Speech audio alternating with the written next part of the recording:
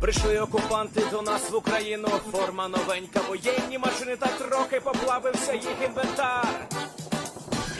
Байрактар, Байрактар. Російські танкісти сховались в кущі, щоб лаптем посьорбати довбані щі, та трохи у чах перегрівся навар. Байрактар, Байрактар. Приперли зі сходу до нас барани для восстановлення великої страни. Найкращий пастух баранячих отар.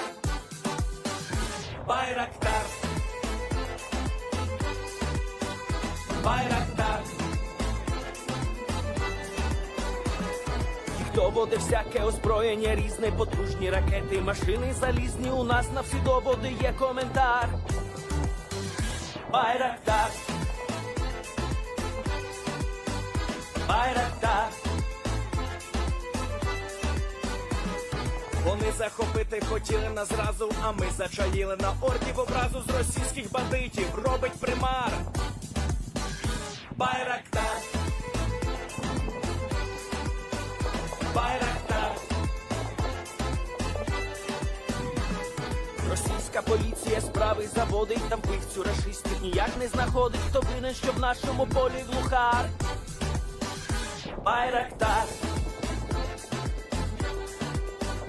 Байрактар.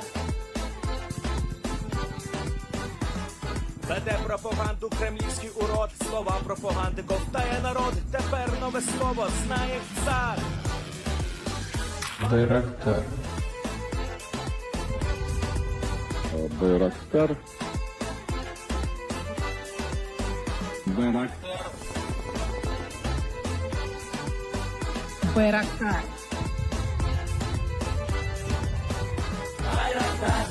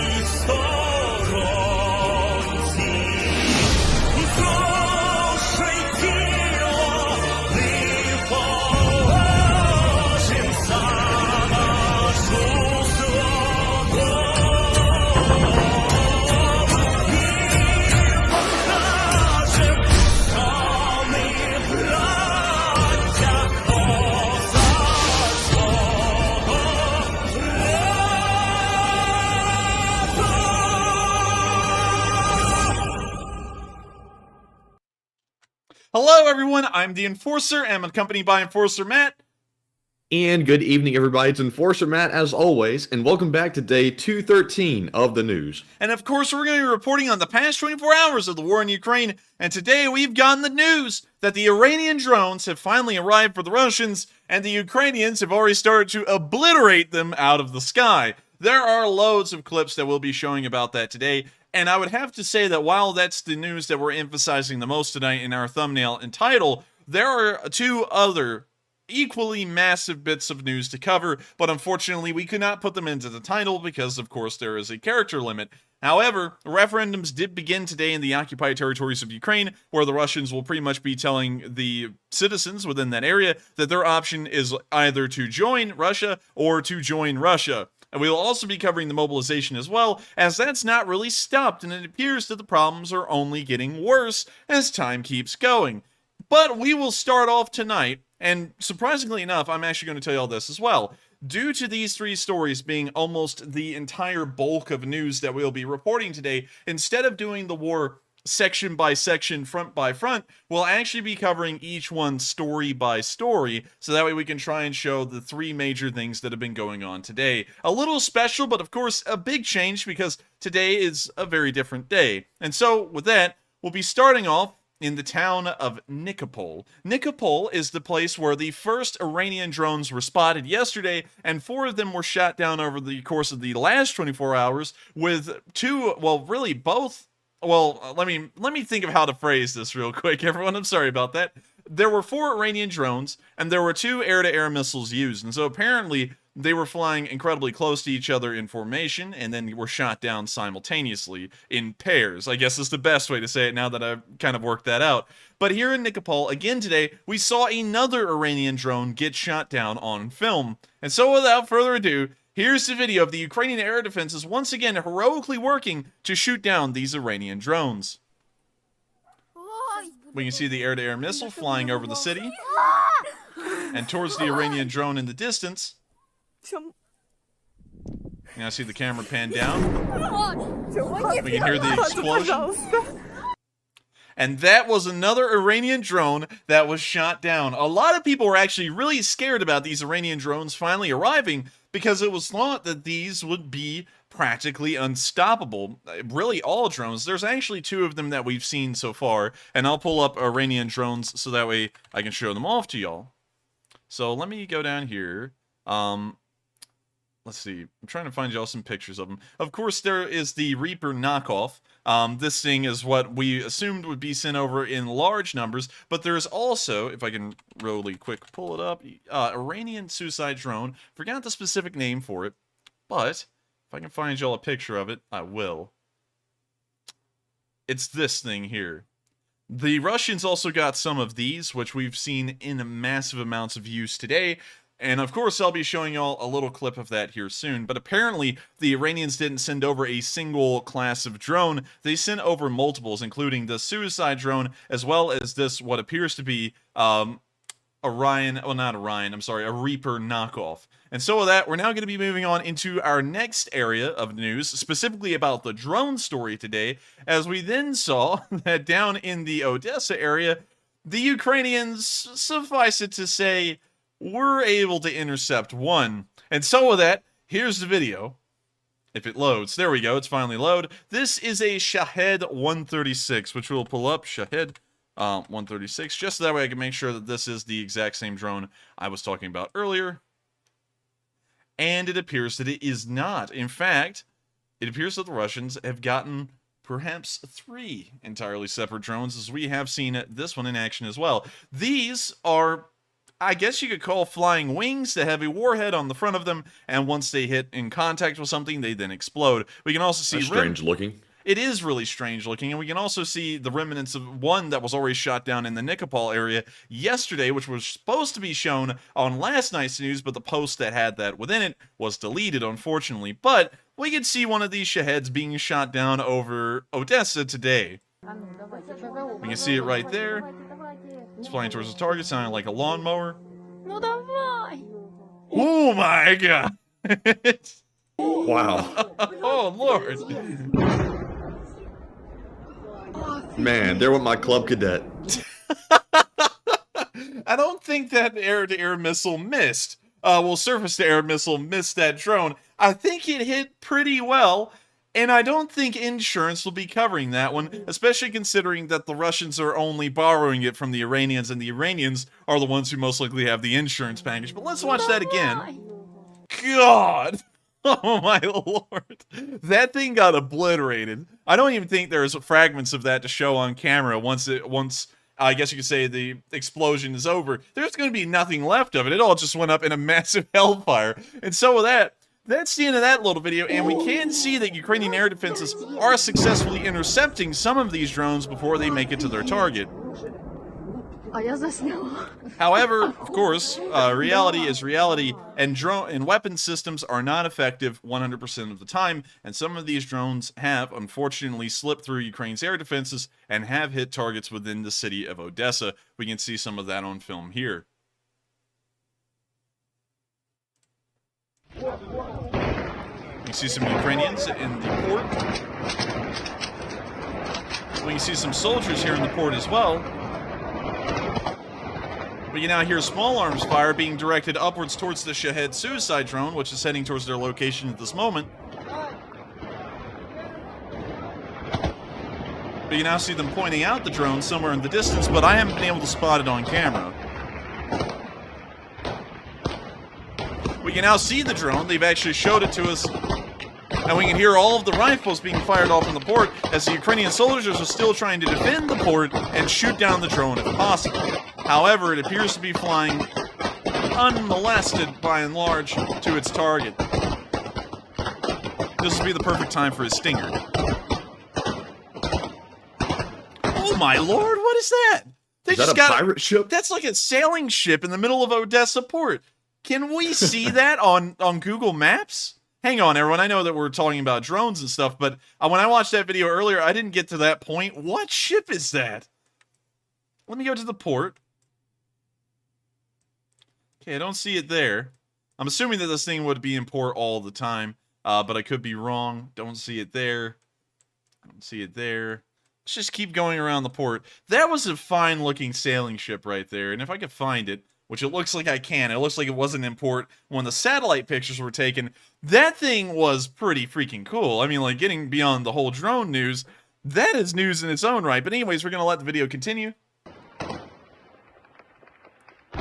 We can see that the drone hit its target and exploded. Of course, it was not without a good fight, as the Ukrainians did try and shoot the drone down as best they could, but unfortunately, small arms with their short range and not incredibly advanced firing system, considering it's just a person firing the gun, they were not able to hit the drone and, of course, hit its target and exploded. We don't know exactly what its target was, but you could see that it definitely hit it in this film.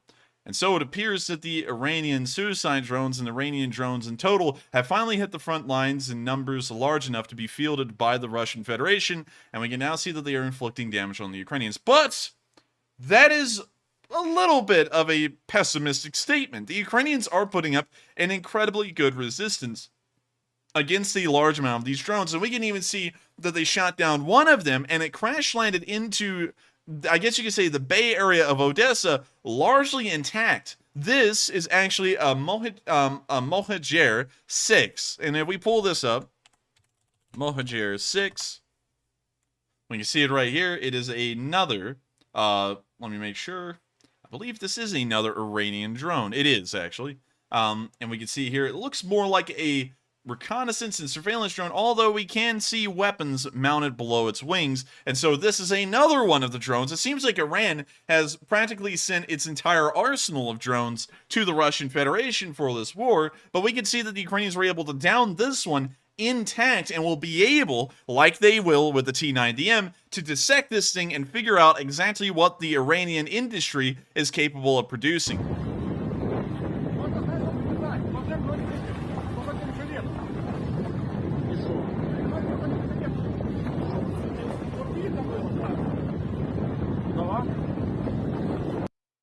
And so with that, that's the end of that video, and it's great to see that they are going to be capturing one of those drones, probably one of the more advanced drones that the Iranian war industry has been able to produce, and we can now see, the entire Western world can, what exactly makes it up and how exactly does it tick. But with that, we're now going to be moving out of the city of Odesa and further down the front lines, as we saw today in another area.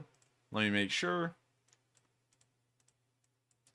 We saw in another area, there's another video of one of these drones in the area. I'm trying to find it right now. Unfortunately, I don't think there is. I remember having another video of the drones, but it looks like that news segment has already come to a close. And as you can see, the Russians are starting to field more Iranian drones, but the Ukrainians are putting up a pretty good resistance to them. However, that of course does not mean that all of them will be shot down. Some of them will make it to their target, but it's good to see that Iran's massive contribution to Russia's war effort has pretty much come to an absolute standstill, as the Ukrainians appear to be shooting down almost 75 to 60% of all of the drones that are making their way into Ukrainian airspace. And so with that, that's the end of these little bits of news. And we're now going to be moving to Sevastopol in Crimea for a quick little segue into our next segment of news, where we saw that an unidentified submersible vehicle washed ashore in the area of Sevastopol today. We don't know what this vehicle is, we don't know who actually owned it or controlled it, but it is an odd craft nonetheless. And so here's the video. You see them looking at it. And the camera work is incredibly shaky, but it appears to be, if I had to say it was anything, it appears to be one of those little motorized mini submersibles that people can kind of ride like an underwater jet ski. It looks somewhat like that, but if any of y'all have an idea as to what exactly that is, share it with everyone in the live chat, because I would be interested to know if we can track down exactly what this little thing is.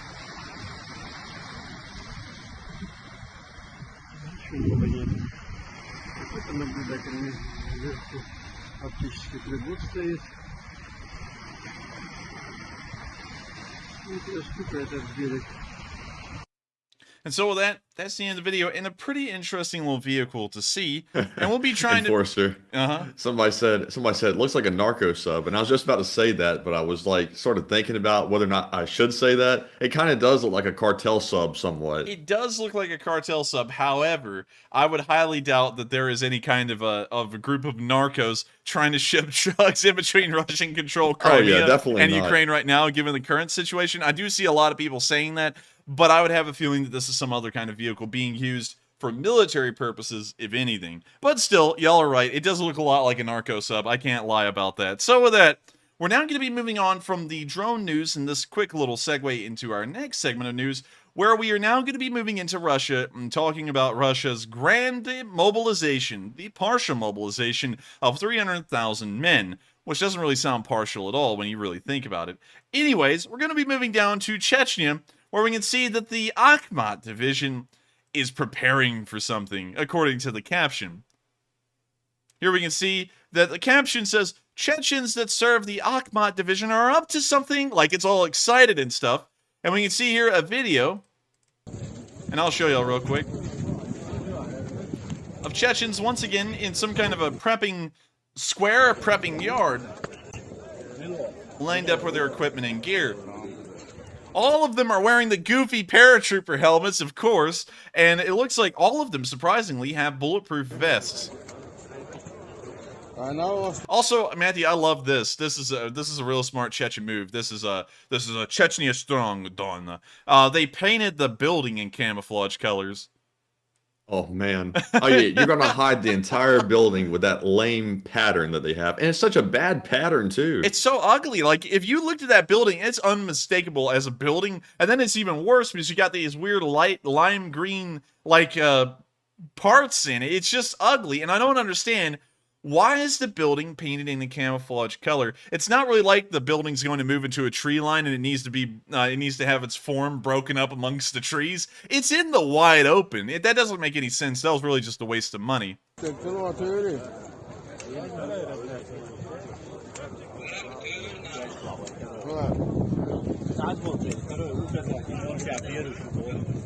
course, we see loads of Chechens still out in, I guess you could say, the prepping yard. And with that, that's the end of the video. And, you know, it's a great point. It does look like they're up to something. It's just a massive buildup of troops. And, of course, they are up to something. In fact, they're doing what they've always done. They are TikTokers. And TikTokers love to make videos, regardless of the situation, regardless how difficult it is. And we can see brave Kadyrovite Chechens risking their lives on the front line near Lazova to take a video of them in a desperate firefight. And so, here's a video of what the Chechens, the Kadyrovite Chechens, are actually up to.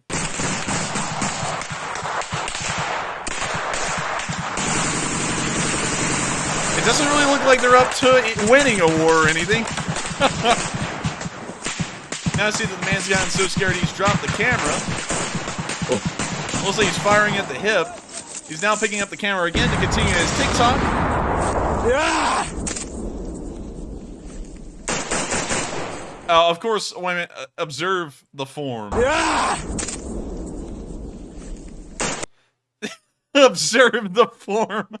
Oh my gosh. 7 months in, they still have not learned how to actually hold a rifle. Also, I like the noise he made in the middle, like some kind of a bear. Right after. What is that noise? Also, I love one thing that makes this even more comical is the massive orange flash you see right in front of him before he does that.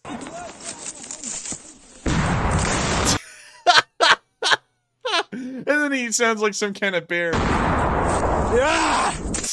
It's like, buddy, the bathroom's the other way. Yeah. That's actually him grabbing his pants right there. He went, Yeah. Ah! And then his pants turned brown. And now you can see that he tops all of this comedy off with the perfect shooting form, with the stock of the rifle well above his head, and absolutely no management of recoil. Oh my god. That's what the Akhmat division is actually up to. So, while the pro-Russian propagandists, of course, want you to believe that that video of them in a staging yard shows that, oh, they're really up to something, remember that for the past 7 months, a video like that near the area of Lazova is what we've been seeing from the Kadyrovite Chechens the entire war. And so I don't really have high hopes for whatever they're up to. What they're most likely going to be up to is turning into sunflowers or turning into 200s. With that, we're now going to be moving into the area of Dagestan, which a lot of people have kind of, I guess you could say, mistaken for Chechnya. A lot of people, for some reason, think Dagestan and Chechnya are one and the same, although I believe Chechnya is the only, I guess you could say, Caucasus region that has, I guess you could say, its own leader that's pretty much their own personality. I believe Dagestan reports directly to the Russian Federation as an oblast, but we can see here that they are starting to pull over men in their cars on the road to make them join the army. We can see an instance of this right here. It seems the partial mobilization is really starting to hit the area of Dagestan.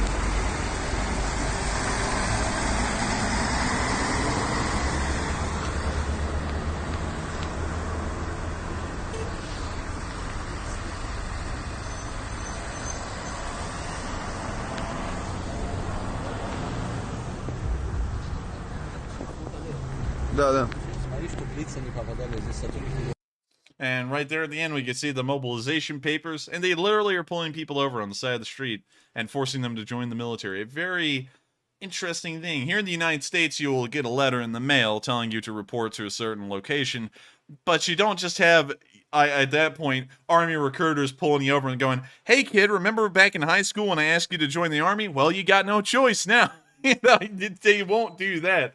So it's kind of crazy to see that the Russians are going through such extreme lengths and measures to make sure that every man they need will be conscripted practically immediately.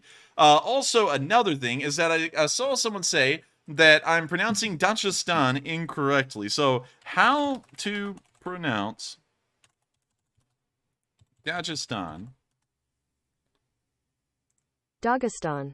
Dagestan. I always heard, Dagestan. I'm just going to say this, I always heard Bald and Bankrupt say Dagestan.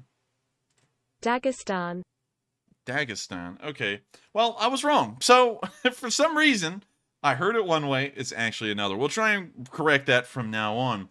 With that, we're now going to be hopping down to the Georgian border. And as I showed y'all yesterday, the traffic jam there has only gotten larger. Now the traffic jam spans an entire 30 kilometers, which is around 20 miles. Well, actually, sorry. 14 kilometers, got the numbers mixed up. 14 kilometers, which is probably close to around 10 to 11 miles long, and it takes over 30 hours, and the traffic jam has gotten so bad, and people are so desperate to leave Russia, that they've now abandoned their cars, and they're walking down the shoulder of the road towards the border checkpoint.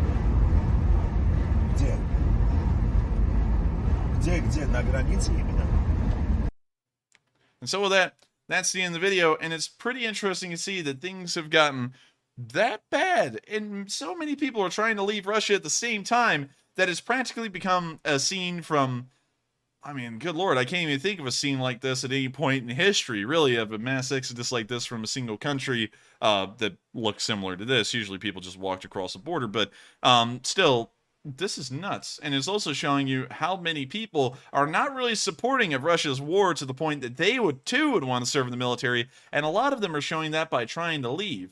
And so with that, we are now going to be moving north into Russia, into the area of Tver, where we saw that that the Russians are getting their best. They're getting their brightest and their smartest to fight this war. These are the men that Russia looks forward for their future.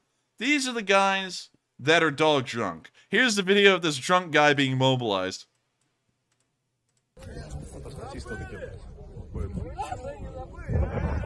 He will do well.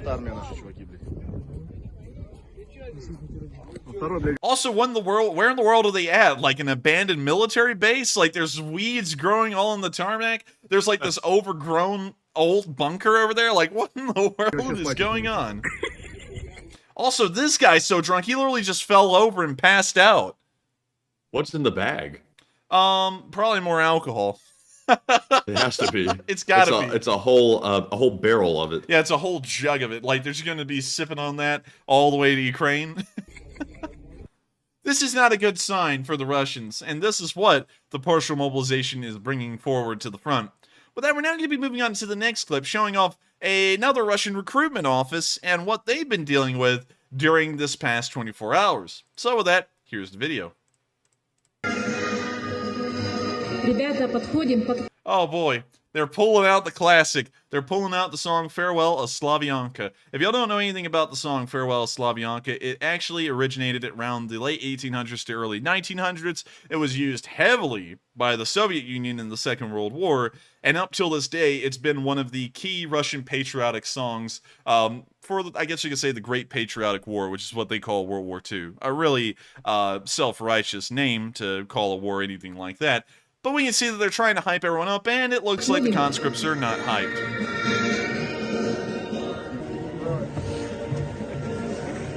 What are they handing out? Chicken nuggets? Дорогие друзья, давайте все вместе поздравим Акиева Акаджана с днем рождения, который сегодня мы отправляем на военную службу.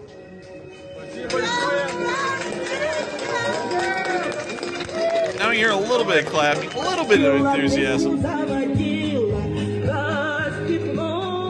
Now, I know this is not copyright. This woman did not throw copyright on this. But now we can hear one of them singing Katusha. I feel like the Russians live in the past almost entirely. They live off of the high of winning the Second World War against the Nazi Germans, almost just the Nazis. For the past 70 to 80 years, they have never jumped off of that high. Like, they live in that moment. Every single time they talk about glory or anything like that, you never hear them talking about Afghanistan or World War I or really anything. There's nothing in Russian military history, or I guess you could say Russian national history, to be proud about in terms of wartime, except for the Second World War. And the only reason they won that is because we gave them almost half of everything we were producing in the Second World War. But now we can hear this woman singing quite poorly Katusha. Oh, goodness. She won't be winning American Idol anytime soon. Definitely not. And that's the end of that video, and we can kind of see that they're trying to hype everyone up, but it's not going all too well. Here's the next video, showing y'all the usual situation with Russian forces being mobilized. Well, really just Russian citizens being mobilized. Looks like this drunk guy is trying to slug it out with a Russian soldier. Russian soldier also looks kind of drunk. In fact, he is drunk. Oh! It's a Wait a double minute. takedown. Let's see that again. They pushed a drunk man, and like dominoes, he fell into the other one and knocked him down. Oh man. Oh man, mobilization is going well, everyone. I think the Russians are finally going to turn this whole thing around, if you know what I mean.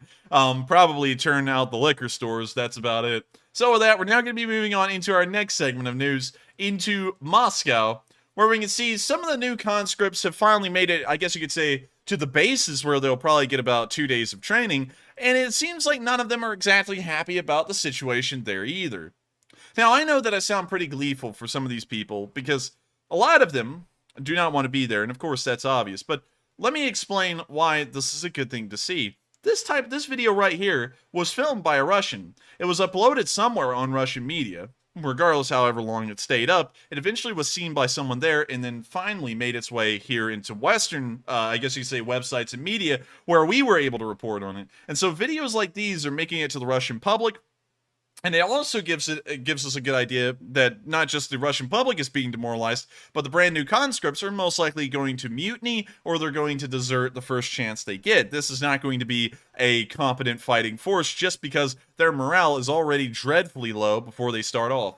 And so with that, here's a video. I'm going to let you listen to this Russian commander as he lectures this room full of disheartened people, and he tries to muster some kind of fear in them, I suppose.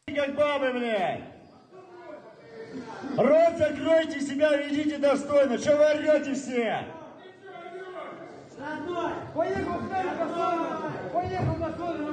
You can hear that all of them aren't really happy, and it's almost on the verge of a riot in here.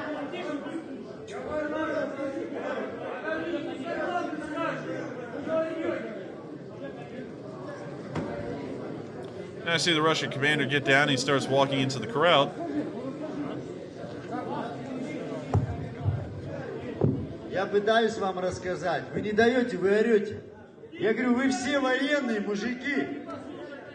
Все. Игрушки закончились. Вы все военные. 3 дня здесь. Борт. 2 недели до подготовки. До укомплектования подразделений. Зарплата как контрактнику, офицеру, прапорщику, в зависимости от вашего звания. Боевые выплаты. Ветеран боевых действий. Well, you now hear the commander trying to give everyone a sales pitch in the room, but I think that everyone's already not sold on the pitch. Also, another fun thing, once again, the whole thing of Russia living off the high of the Second World War. Notice the Order of the Patriotic Banner symbol that's down here at the bottom right of the screen, which I'll pull up for y'all real quick. The Order of the Patriotic Banner. Let me make sure that's the correct one. Yep, there it is. Order of the Patriotic War. That is the symbol that all Russian soldiers pretty much would get by the end of the Second World War for participating in it. And from then on, it was pretty much the symbol of Russian victory. And we can see, well, not really Russian victory. Let me clarify that real quick. Soviet victory. Communist victory. And we can see that the Russians still have not moved on from those days of yore and the only time that there was really any glory militaristically in their country. And they are still using that symbol, although they up and down say, we are a democracy now. We love democracy, but for some reason we always pull out communist symbology and symbolism whenever we need to. До конца спецоперации, затем прибытия домой. Вопросы какие?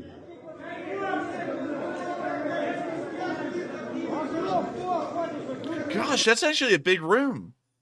Like, it doesn't even have any windows in it. These are like just massive panel lights on the wall. Also, look at all... Wait a minute, Matthew. This is a great sign to show how well kept the Russian military is. Look at all the water damage on the roof tiles. Oh, yes. What building is this? I have no idea what building this even is, but based off of the inside of it and seeing that there's what appears to be mold growing down the walls, I'm assuming that this is a normal or probably a higher-end Russian military base. And we're seeing what a 50 to 60 billion yearly budget actually brings you, which is just dereliction. And so you can get a pretty good idea that these guys are probably not going to be equipped with the best weapons once they finally get trained in about 2 weeks' time. С работы вас никто не уволит. У вас работа все He's like, no one will fire you from your job. And I think all of them would want to be fired if given the chance. I think that's what's scaring everyone, is that there's no opportunity to just say, I don't want to do this. You're being forced into it. Now this guy's trying to make it sound like a positive thing. У вас работа, все зарезервировано. Ваше рабочее место.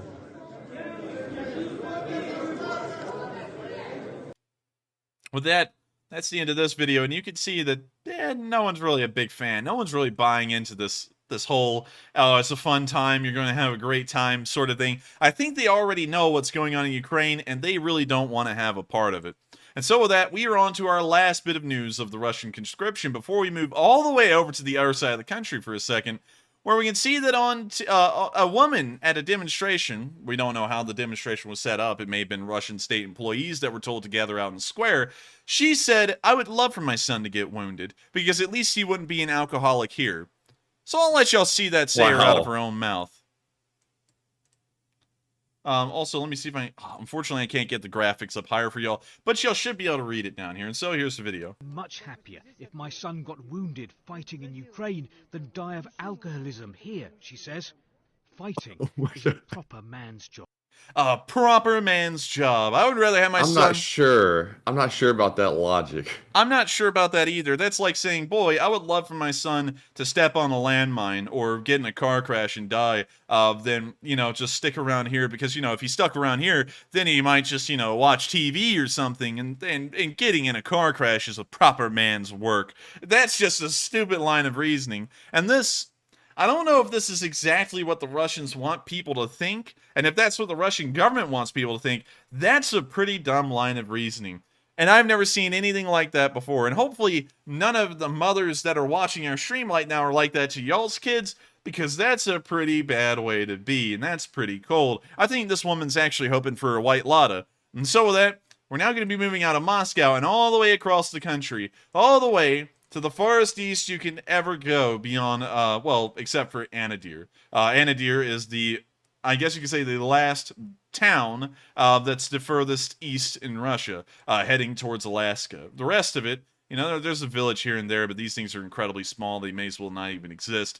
So this, Sakhalin Island, is about as far as you can go, at least in terms of actual civilization in Russia. Also, real quick fun fact, Sakhalin Islands was actually partially controlled by the Japanese and the Soviet Union going into the Second World War, and nearer to the end, in the later months of 1945, the Russians just rolled through Sakhalin Island, considering there was really no Japanese troops there. It took the entire thing, and the Japanese and the Soviet Union never signed an official peace treaty, so technically, that is still contested land that the Japanese have a claim to. But we'll get to that probably in the future if Japan ever did anything about it. Anyways, we can see that on pretty much one of the only major towns on the entirety of the Sakhalin Island, they are grabbing up fresh recruits all the way from the farthest east region in Russia. And of course, they are sauced. So, here's the video. Едем на передподготовку. They're literally bringing alcohol on the bus. That's how drunk they are. Едем, я нихуя не понял. Это что за хуйня? Это тревожный чемоданчик. Едем на Камчатку. Пацаны. Man, it sounds like someone's got some bronchitis or something and they're listening to that. Yeah, seriously. Jeez. Oh my God. Might God. be a little bit of COVID. Look at this. Is that vodka? Oh my God. That's the biggest bottle of vodka I have ever seen. Jeez. They make vodka bottles that big? What is that? What is that? Oh That's man. like liters. Wait, hang on. I gotta pull this up, Matthew. That bottle is so big, it looks like that fake ad that heavy lifting man made in Norway. Heavy bubbles. You remember that? I think so. That bottle is so freaking big, it looks like heavy bubbles.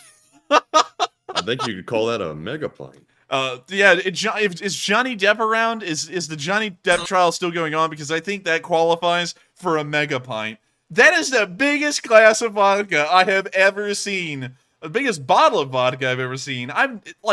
Hell, he's going to be putting the Listerine company out of business in this area of Russia because there's enough vodka in there to have mouthwash for everyone. I'm really screwing up my line of sentences right now. I'm very sorry about that.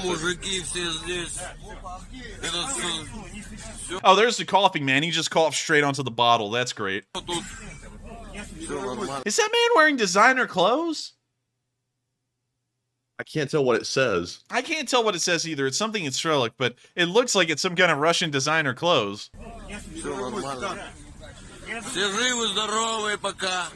Wow, that's a quite a sight to end the video with right there. But with that, I'm not gonna say anything.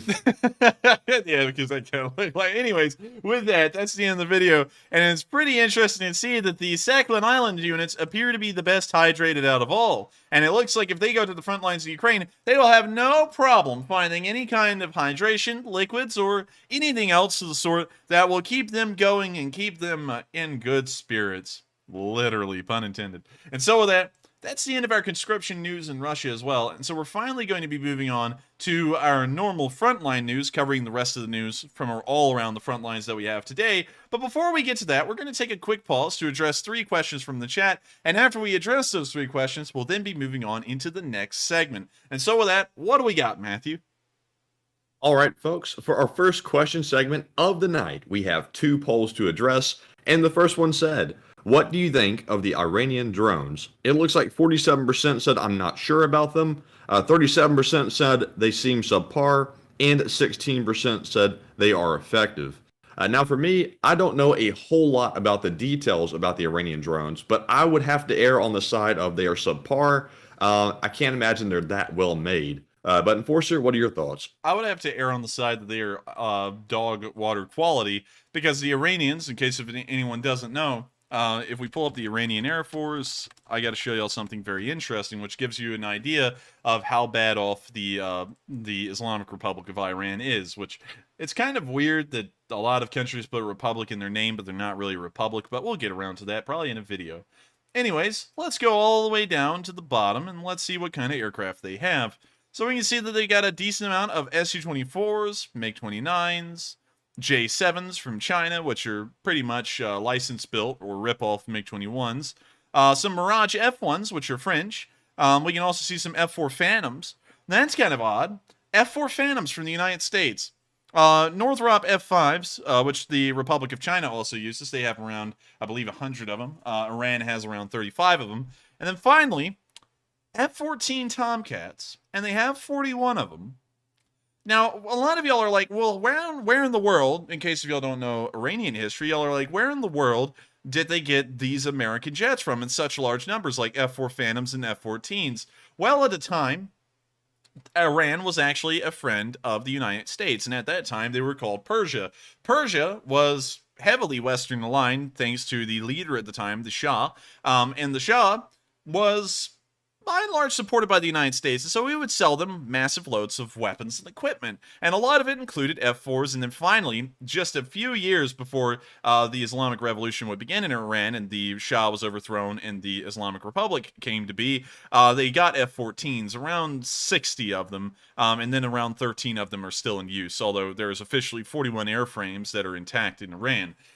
And so, of course, once the Shah got overthrown, these American vehicles and their tech was completely thrown to the wayside, at least technologically. The Iranians got no new technology from anyone outside of Iran to keep most of these aircraft running. And so the remaining fleet you see here, including the French Mirage F1s, they are all maintained and supported off of cannibalizing the older aircraft that are not in flying condition anymore, but their parts can be used to keep these going and keep them alive. That gives you a pretty good idea of how technologically isolated Iran is from the incredibly advanced technological sectors of the Western world, like in the United States, the Republic of China, and so on.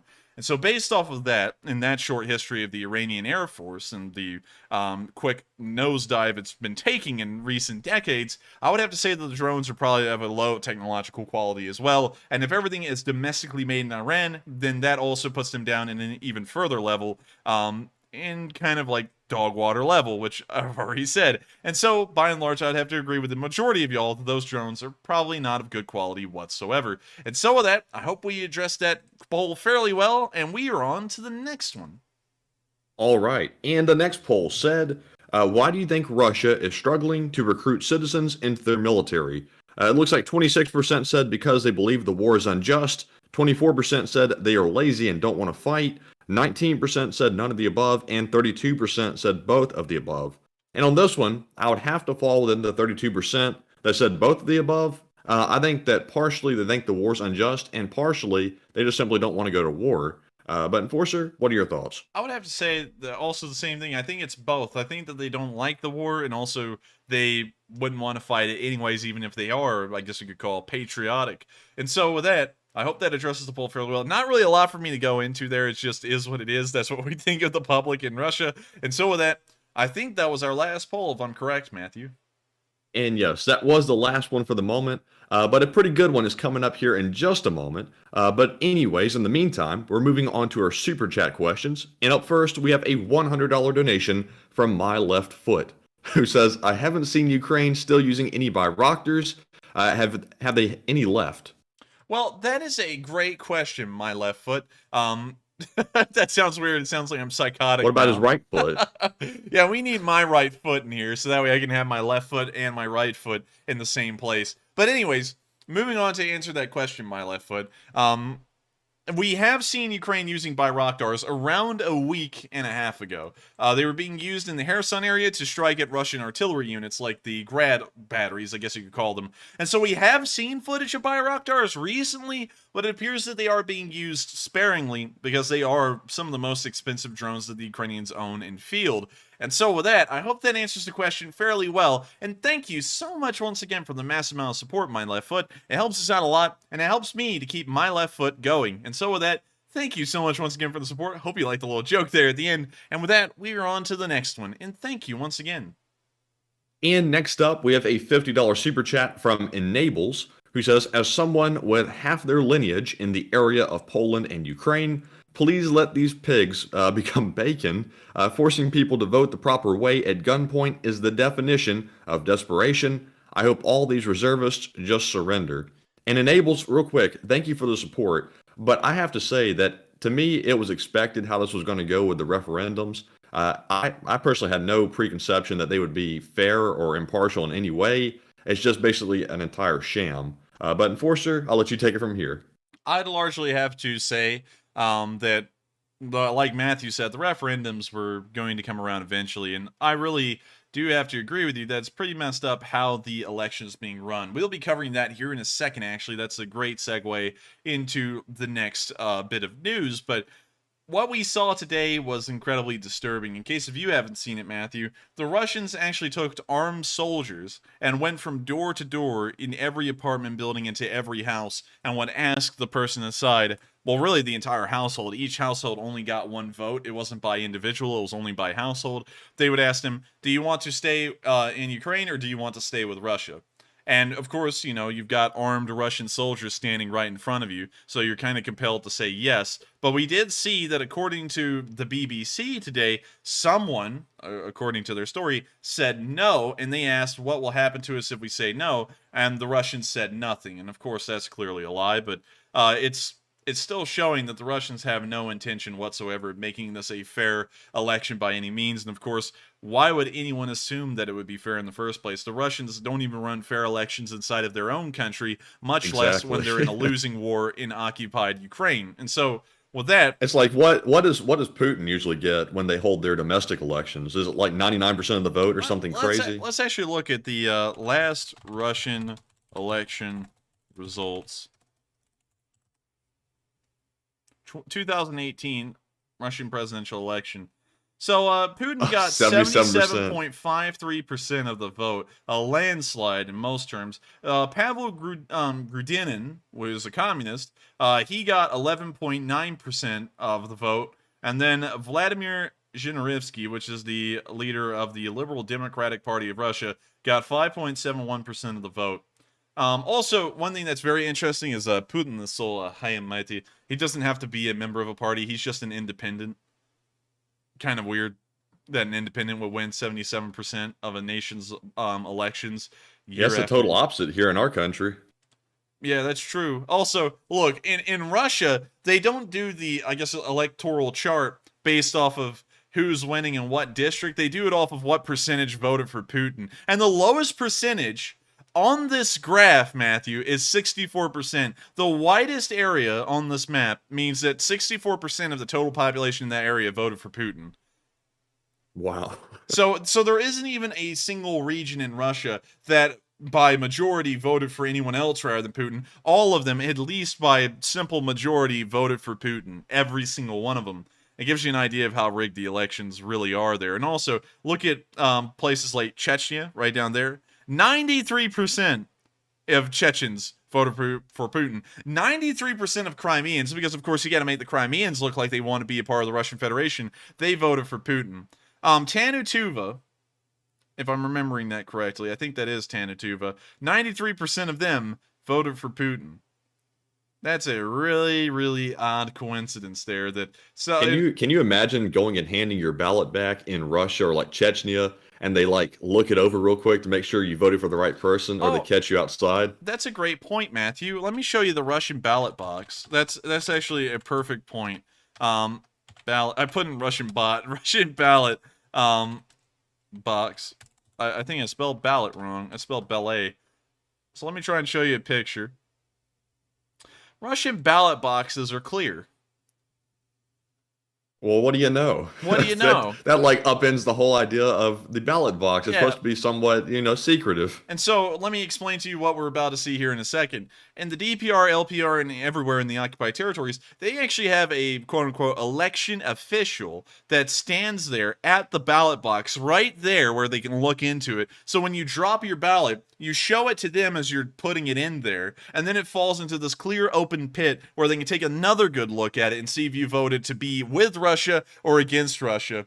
And that is the most dishonest way to run an election, is to say, look, it's fair, but you immediately get judged by the election officials, by whoever's in charge of the Russian Federation, off of who you voted for. And then, of course, this is what the Russians did when the West told them, you need to be more transparent about your elections. They made the ballot box transparent. Yeah, they're like, oh, that's a great idea, Vadim. Quick, make it clear.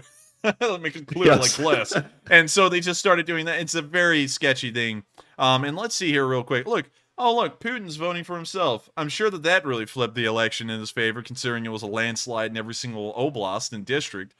But yeah, that's how Russian elections are run. Don't really have high hopes for them. So with that, speaking about your once again comment enables, it is sickening to see that the Russians run elections so backwards. They're not even democratic in a way. It's almost like North Korea, where you only get an option of Kim Jong-un and then he wins 103% of the vote. And so with that, I thank you so much once again for the support, Enables. I hope that addressed the comment. And thank you so much once again for helping this channel to keep running. Through y'all's support, we are able to keep the lights on behind the scenes and keep this thing going. And so thank you so much once again. And with that, we are on to the final question of this segment, and then we'll be moving on into the next segment of news. All right, and the final super chat of this segment goes to ST, who puts in a $40 super chat, and it says, not only did Russia leave Lend-Lease for World War II, but they had Ukrainians. Guess we know the formula, and Slava Ukraine. Thank you so much for the support, ST. And also, the Russians did have the Ukrainians. Actually, an interesting point is that a bulk of their manpower, and I guess you could say World War II times, we'll actually pull that up. Let's see, population density of the Soviet Union in 1940. So, dagnabbit, it's not going to show us by region, is it? Demographics of the Soviet Union. Let's scroll down here real quick. So, here is the Soviet Union. This also includes, it looks like, I'm trying to look at that right there. When the world is that on the map? It's like this little bulge right there where Poland would be. Well, I think that's just part of Belarus. And I think they drew the map really poorly right there, because there's Lvov. Well, wait a minute, Lviv. Oh, wait a minute. There's no way that they drew up the Ukrainian border that jank, because that's Lviv. There's Odessa. Lviv to Odessa. What in the world? That's like the most jank way to draw up Ukraine ever. Anyways, this is the Soviet Union, and this is its population demographics in the year 1974. And so you can see here the majority of the population layout of the Soviet Union at that time. Speaking about the Ukrainians on their side, you can see that the majority of the population was west of Moscow. Almost all of it was west of Moscow, and there was this kind of outlier here at Kazan and an outlier here in the Stan series countries.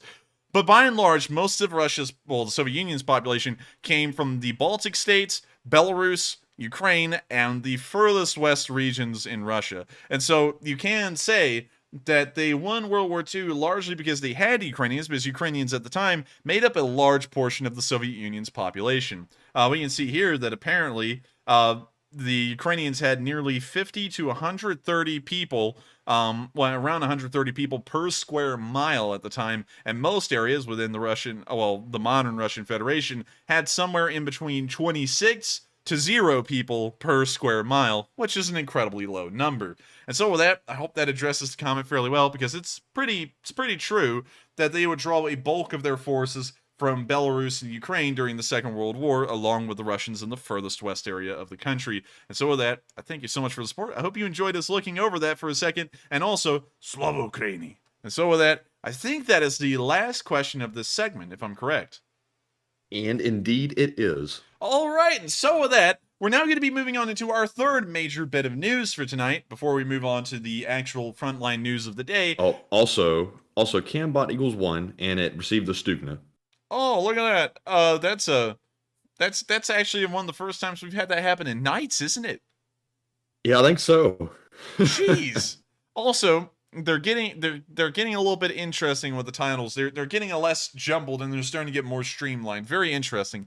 Anyways, with that, we're now going to be moving down into southern Ukraine, where we can see that according to the BBC, unfortunately I cannot get good videos to show of this, although I did see them, and they are out there. I couldn't get one to show y'all, so I had to go off of a news article. I picked the BBC because the BBC is, I would say, it's not entirely trustworthy. I don't say that they're a incredibly reliable news source, but they are more reliable than most. When you see a picture here showing at the very start of their news article, showing a LPR soldier, once again wearing the old Soviet belt and absolutely no modern gear whatsoever, voting in the clear ballot box. There it is again. It's literally a glass box. Moving on down, we can see Ukrainians have reported, and this is of course from the BBC article, Ukrainians have reported armed soldiers going door to door in occupied parts of the country to collect votes for self-styled referendums on joining Russia.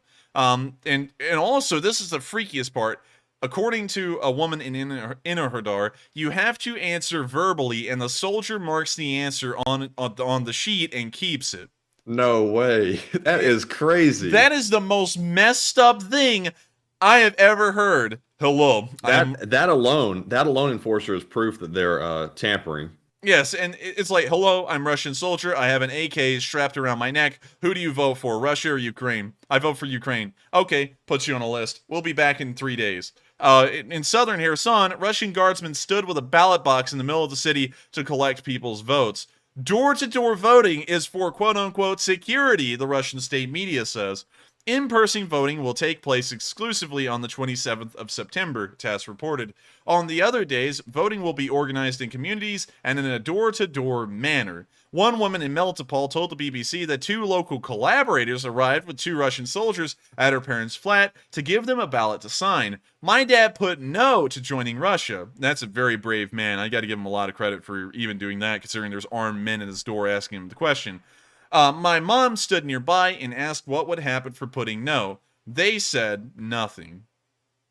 That's about the biggest lie I've heard a Russian say at all. You know there's going to be something that happens to these people at some point or another in the future, or otherwise, why would they have armed soldiers going around with a sheet collecting the information on who says what? They would do it in an actual, I guess you could say, more anonymous way where they drop off their ballot in a ballot box that isn't made of glass. Mom is now worried that the Russians will persecute them, and the mom is incredibly smart. They probably will, and they ought to start trying to find a way out of there. The woman also said that there was one ballot for the entire household rather than per person. Although the evidence is anecdotal, the presence of armed men conducting the vote contradicts Moscow's insistence that this is a free and fair process. And also, just in case if y'all have not seen, the story is not anecdotal. Here's the story pretty much on film. You see the collaborators coming up the stairs, and behind them, 2 armed men.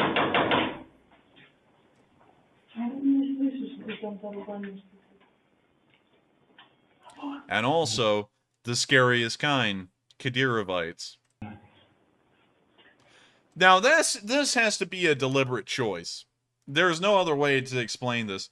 Kadyrovites are feared by the Ukrainian public, the Ukrainian citizens, because the Kadyrovites are known to commit war crimes on unbelievable scales, and they absolutely have no reservations in doing such a thing. And so the reason why these are Kadyrovite soldiers are most likely to intimidate these Ukrainians that are opening up their doors as much as possible, so that way they go, why yes, I would love to be a part of Russia, so that way they don't think that the Kadyrovites will drag them out of their apartment and shoot them on sight.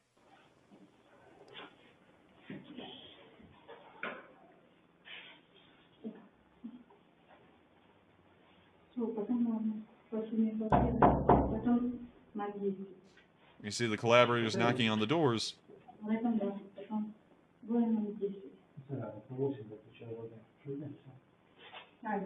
And my question is this: if this is just voting, why in the world do they need armed soldiers going around with these people who are collecting the votes? What is the point in that? You got to protect those voters. Yeah, you got to protect them from their own poor decisions. I mean, if they vote the wrong way, they need to be protected by the Russians. And when you see that absolutely nobody on this floor opened their door, and now the collaborators, along with the armed Chechens, are leaving.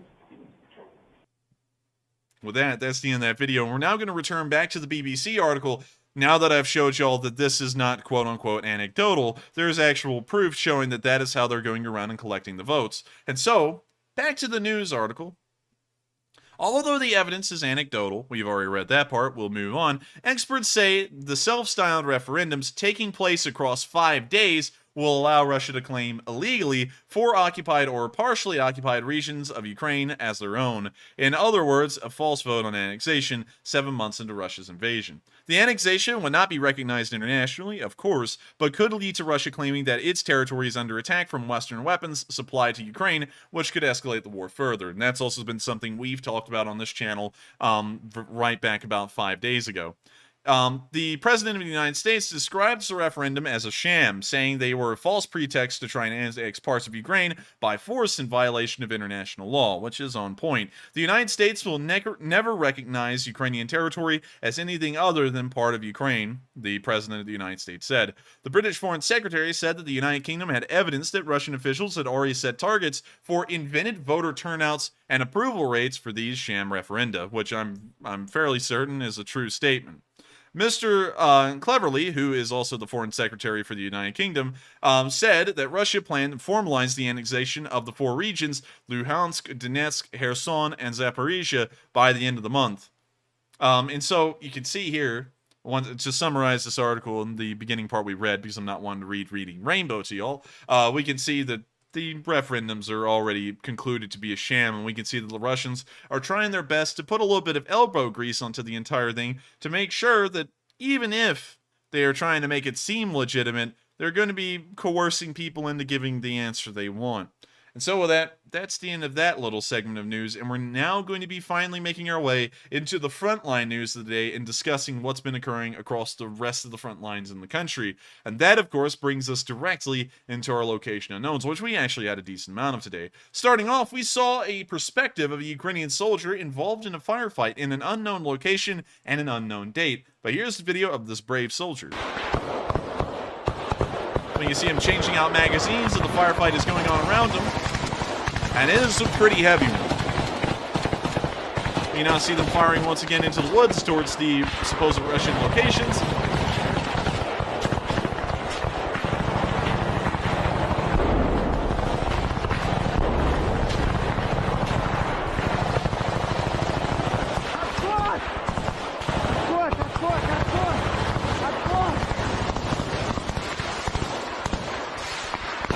now see them advancing through the tree line as the firefight continues on at a very fast rate. Отход, отход, отход, отход. Up! Отход! Now I hear the Ukrainian calling out to one of his comrades, but we cannot see him. The firefight is so loud, we can hardly hear the soldiers and them shouting. With that, that's the end of the video. And it's pretty crazy to see that the Ukrainians go through these kinds of firefights, and they still appear to be absolutely professional and collected. None of their movements were panicked. None of their actions seemed panicked. It seems like they were trying to keep control of the situation as best as they could. And from what we could tell, it was a pretty good job. With that, we're now going to be moving on to the next clip, where we can see a Russian Mi-17 slamming into the ground after it caught on fire. Now, one thing you might notice is a lot of captions call these Mi-8s, and while they are kind of Mi-8s, the Russians technically have Mi-17s, but you really, gotta be honest with y'all, you really can't tell the difference in between an Mi-8 or an Mi-17. Here's an Mi-8, and then I'll show y'all an Mi-17, so that way y'all can see the difference. Which there shouldn't really be any, but I want to make sure that y'all see that. Here's an Mi-17. Here's an Mi-8. You can see that the difference is almost non-existent. So I call them Mi-17s because technically that's what the Russians use. The Ukrainians use the Mi-8. So here's a video. Also, that is loud. When you see the Mi-8 there on fire with some smoke and what looks like, I guess generally just smoke. I was about to say some kind of coolant or fuel, but I don't think so. When you see it flying over the tree line, and the video ends there, but a helicopter on fire usually does not last long, and so we can assume that that helicopter eventually went down somewhere in the distance. And so with that, that's the end of that video, and we're now going to be moving on to the next bit of Location Unknown news, where we can see the HIMARS, firing into the distance and at Russian targets. Matthew, follow me up there real quick. HIMARS. And just look at that. It's always nice to see the American HIMARS doing what they do best, which is striking deep into Russian territory and destroying Russian logistics depots, communication hubs, and also supply depots, which I've said twice, but I had to make sure to round out that statement good.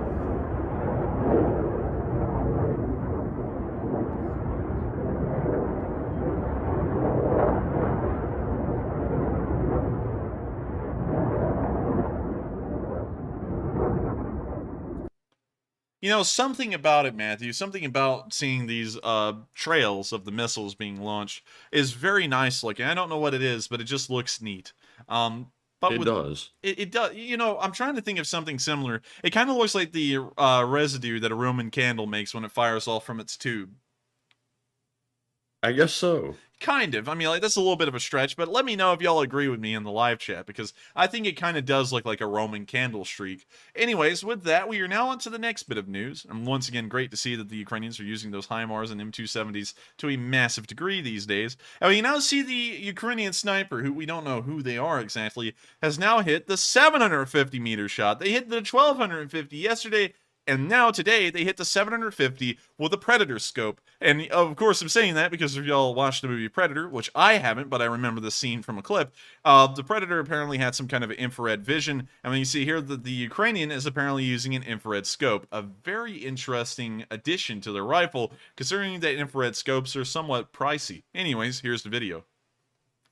That dark black splotch on that tree line is a Russian soldier that's walking along it. We can now see that the rifle is fired, and the dot has now disappeared, letting us know that a nap is being taken.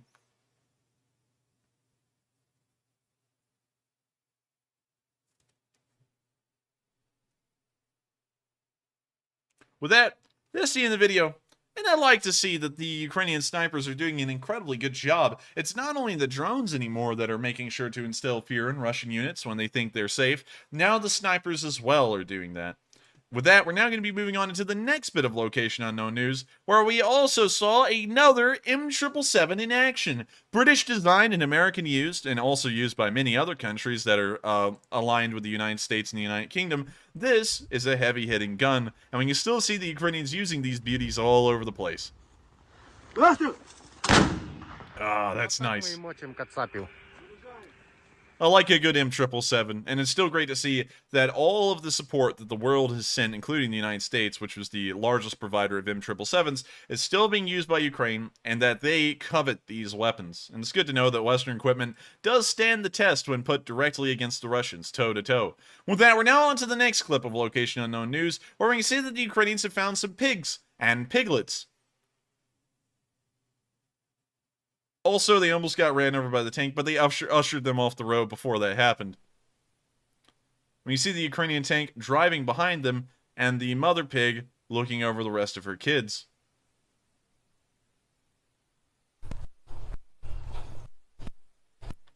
When you see that for some reason the piglets are just not smart enough to veer off the road, but I think honestly even if they wanted to, they couldn't because that grass is so high, they'll probably run into it and it's like a brick wall for them. You see the tank kind of trying to eke them off the road a little, but the piglets and the mother is just not having it. Now you see one of the Ukrainian soldiers kind of getting closer to the front of the vehicle.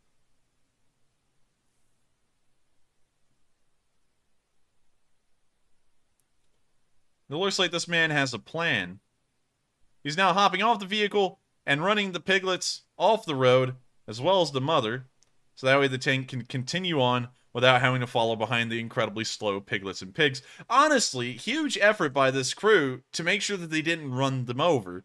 Of course, it's war, and, just looking at it as reality, piglets and pigs aren't exactly the most expensive and most valuable creature on Earth. There are millions of them all over the place. And so they could have just run them over. But of course, the Ukrainians being as compassionate as they are, they slowed the tank down to make sure not to run over them, and then had someone hop off and chase the pigs off. An incredibly nice little sight. Very nice to see that the Ukrainians exhibit kindness everywhere they can. And so with that, the tank now moves on forward with the piglets and pigs out of the way. Very nice group of fellas here. They didn't have to go out of their way to do that. And you've always got to note such acts of kindness like that when they're not even needed or not even necessary.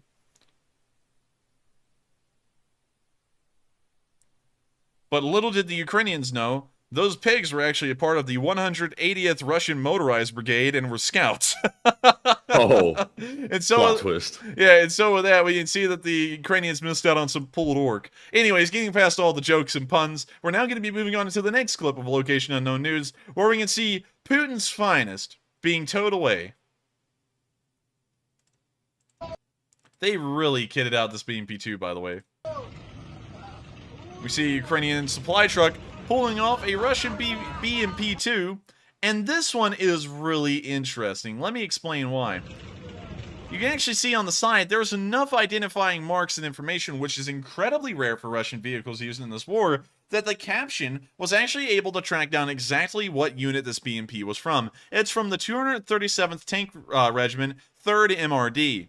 You don't get that kind of information often, and you've got to appreciate that they put so many identifying markers on the side of this BMP that we were able to actually trace down which exact unit it came from. And so with that guy laughing in the background is something else. Yeah, I heard that too. Let me actually up the audio here so that way everyone can hear it a little bit better. Hey, you know what that sounds like, Matthew? That sounds like a evil guy's laugh, like, in a cartoon when he's like, now I'm going to have everyone in the city buying my water. Yeah. And then he laughs like that. Honestly, a solid laugh. If I had a laugh like that, I'd be pretty happy with it. Hopefully my laugh doesn't get too obnoxious to everyone watching the stream. But with that, we're now going to be moving on to our final bit of Location Unknown News because, of course, it only gets better from here. And so with that, we can see an early morning battlefield on the Russian side of the lines in an unknown location. Anyways, here's what the Russians deal with when they wake up in the morning. Вот это впереди нас. Точка. Oh dear. Вот сегодня. So he's not coming on then. That looks a little rough. И танчик разобрал. Пидорасов. Пролет полностью. Нету дома. Вот этот дом, куда нам надо сейчас заселиться. Такая же самая история. Некуда заселиться, все сыпется, все падает. Прострел ведется с пулеметов. Танк, арта. БМП, 2 копейка, вот. где мы должны сейчас And стать. the destruction is just Вот everywhere. такое. I'm sorry I haven't been providing a lot of commentary here. I'm just processing what this looks like. This looks like a movie set for a war. It doesn't even look like a war. That's how, I guess you could say that's how bad off it is, because one thing you'll notice that is that in an actual war, the battlefield doesn't look, most of the time, as bad as it's shown in Hollywood. Only very rarely has it gotten to that point in this war. During the Battle of Severodonetsk and also the Battle of Mariupol, those towns would get that bad off, where it actually looked almost like the destruction you would see some Hollywood directors make on a set. And this is another instance of that, of course, inflicted by the Ukrainians onto the Russian areas of the line. Угол дома. Снайпер, пулеметчик Still hear some сидит. explosions in the distance. Вот, это сегодня по нам отработал танк и БМП. Вот. Все расхуярил. And I gotta say, y'all, I think the Russians are getting a little bit toasty in their sleep. And so with that, Dang. that's the end of this video, and it's pretty nice to see that the Ukrainians are still giving the Russians hell since they are occupying their country. And so with that, now having covered the location unknown news and also the election, well, the referendum going on in the controlled areas of the country, we're now going to be moving on to our final segment of news for the night. But before we move on to that segment, we have one question segment to go before we get to that final news segment. And so with that, we're going to let Matthew take it over to walk us through the polls and also give us 3 questions from the chat. And so with that, what do we got, Matthew? All right, folks. So for our second to last question segment of the night, we have 2 more polls to address. The first one said, should the EU give shelter and asylum to Russian deserters in the war? It looks like 41% said yes, get them off the battlefield. 35% said no, that is not appropriate. And 24% said, I need to know more first. Now on this one, I'm honestly having a hard time with this one. I'm not really sure which answer I would want. I'm trying to think it over real quick. I think if I had to go with an answer, I would probably say it's not appropriate, because I don't know. Unfortunately, I'm torn on this. I'm not really sure what to say about it. But what are your thoughts? I would actually have to say that the European Union could not take on prisoners of war as I guess you could say asylees, I believe is the correct term for that. It does not seem like that would be the correct move to make diplomatically, as that almost makes the European Union look like they're directly involved in the war, as they're now processing and handling combatants of the Russian Federation. So in that regard, on the diplomatic side of things, I would actually have to agree with the, I guess you could say, the second option, where we said that they would not do that. That wouldn't be a good thing to do, because that could start to make the European Union look like it's directly involved in this war instead of just supporting Ukraine through arms and supplies. So with that, I hope I've addressed that poll fairly well. And if you want to add anything else to it, Matthew, feel free. And if not, we'll move on to the next one. All right. And moving on to our next poll, the question was, do you think that Russia is holding these elections in a fair manner? A pretty straightforward question. It looks like 3% said yes, it's fair as anywhere else, and 97% said no, this is intimidation and not legit. I'm sorry, now, Matthew, on this one, I'm sorry, I didn't hear you correctly. You actually said 103% of our viewers said that the voting is being done correctly? No, that's definitely not what I said. I'm sorry. Can we get some bodyguards over to Matthew? I actually heard you say that 103% of our viewers said that the voting was being done correctly. Now, I've actually had some armed guards sent over to your room to make sure that we can make sure that your answer is as fair and honest as possible. And I'm just wanting to make sure that is what they said, correct? Enforcer, you totally lost me there for a minute. I have no idea what you're talking about. I'm joking about what the Russians are doing during this referendum. But anyway, since Matthew missed out on the joke there, we'll just move on to addressing the poll seriously, since that fell flat. But with that, I would have to say the 3%, or I saw 2% at a point, I guess it bounced up a little bit, 3%.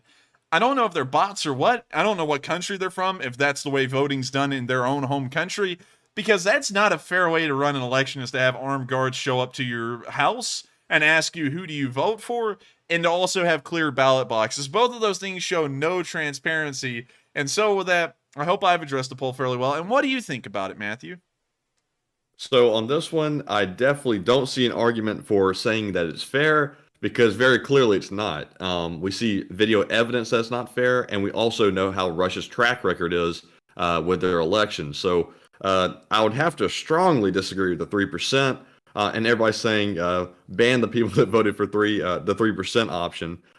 Folks, our polls are actually anonymous. So unlike Russia, we don't know who's putting in votes for what. But we do encourage everybody to put in what they truly believe. However, I definitely don't agree with the 3% on this one. And also, we will be tracking down that 3% and holding them accountable for their free choices.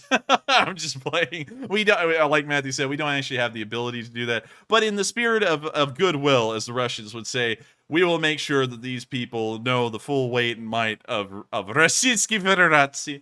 But of course, just getting past all the jokes and kidding around, it is a pretty messed up way to run an election, a referendum or any sort of democratic process, and it shows how much bad faith the Russians are operating with when they say our elections are being run fairly. And sadly enough, in Russian history, this is probably about as fair as an election has been run. Most of the time, the Russian public, or any public for that matter, wouldn't even have the semblance of a say in how things were. Even in the Soviet Union, the decision of who would become the next premier was usually up to the Politburo, or the very head of the very top people in the Soviet Union. It never actually went to an election. And so, for the Russians, in their minds, going off of their historical precedent, they probably do think that this looks fair, although to everyone else in the world, this is the most backwards and undemocratic way to run an election that anyone's ever seen. And I think that the Russians ought to learn what a real election, a fair and honest one, looks like. So with that, now that we've addressed that fairly well, we're now going to be moving on into our questions. Or if we have another poll, we'll go to that first. All right, so that was our last poll for the moment. So moving into our Super Chat questions. Up first, we have a $50 donation from Tangen, also known as Tangen Bragiri, who says, as a former Norwegian Marine, RIP new Russian who are sent to Ukraine with no training. And thank you so much for the support, Tangen. And also, I got to say, a Norwegian Marine. Now, I got to see y'all's dress uniforms, because usually Marines have a really nice dress uniform. Norwegian Marine dress uniform.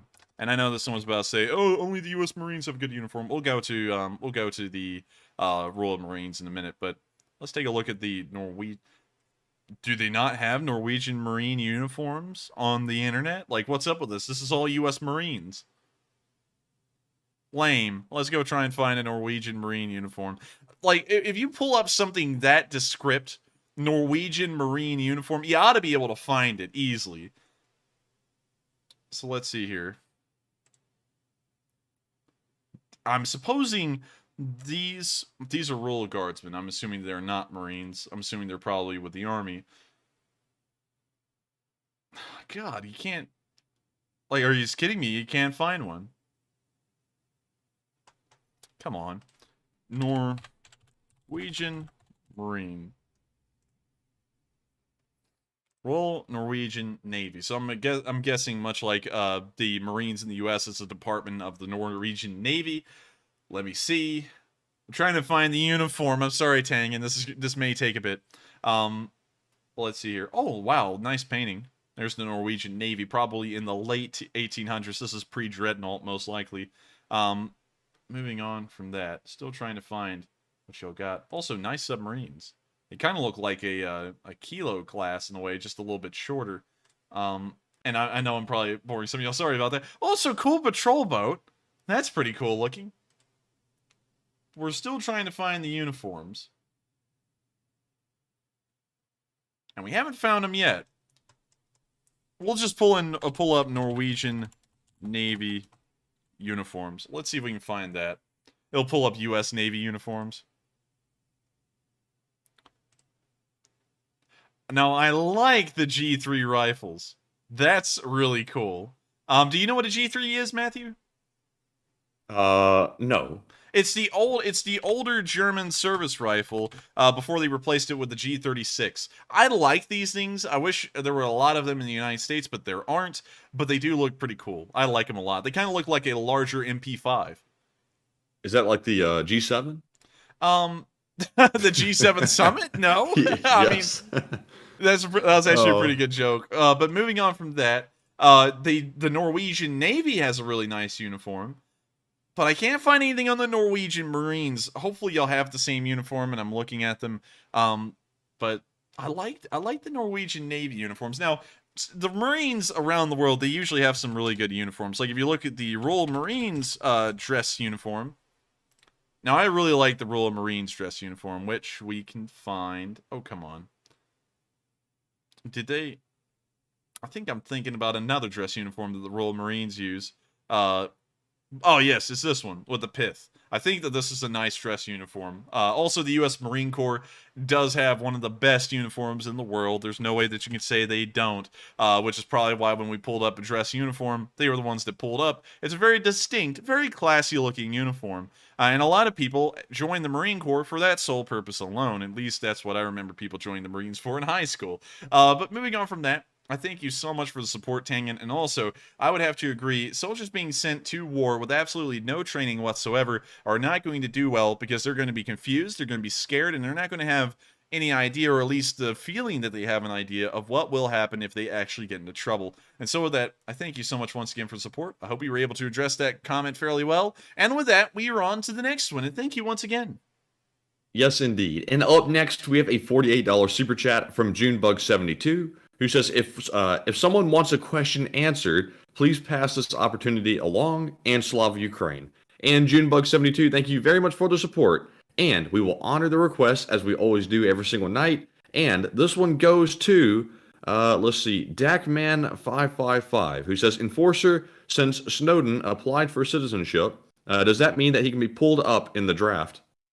Oh, that's a great question. He could be. That is a good one. Age.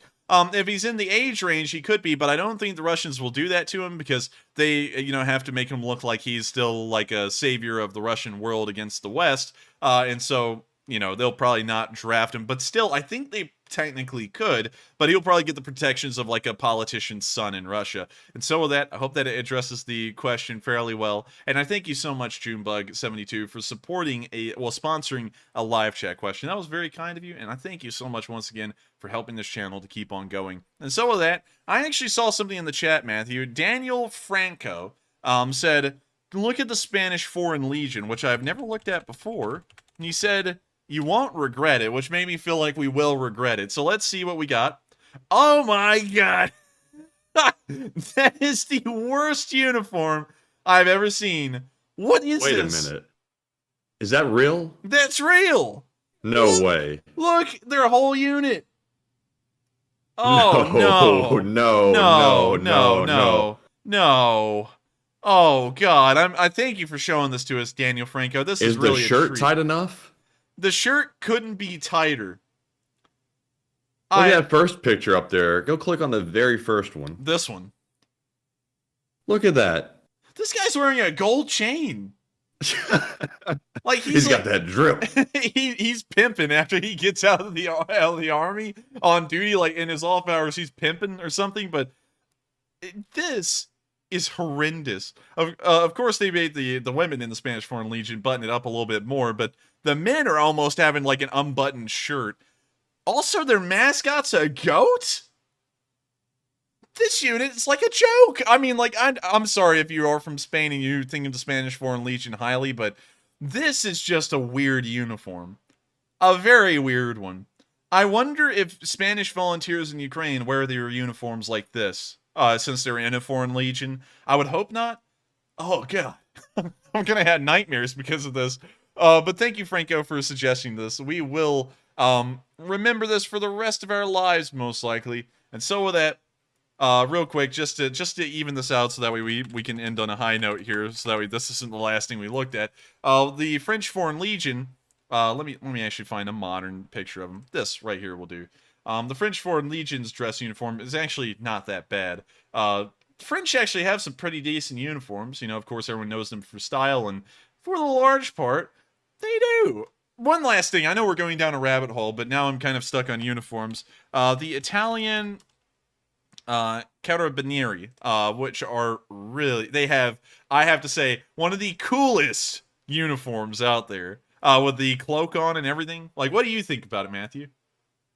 I think that does look pretty cool, actually. Well, yeah, it looks pretty cool. I like it. I was about to say something else. It kind of resembles another uniform that's sort of gone by the wayside, but I'm not sure if that's just me. I think that might just be you, because I think I know the one you're talking about, and I don't think it's that one. I think they're actually based off of the older, I guess you could say, uniforms of Savoy, which was one of the main countries that would make up Italy in the late 1800s, early 1900s. But as you can see, another edition of the Carabinieri uniform that actually has, I guess you could say, that's not a tri-corner. I think that's a bi-corner hat right there. But it Enforcer, does. I wasn't the only one that thought that.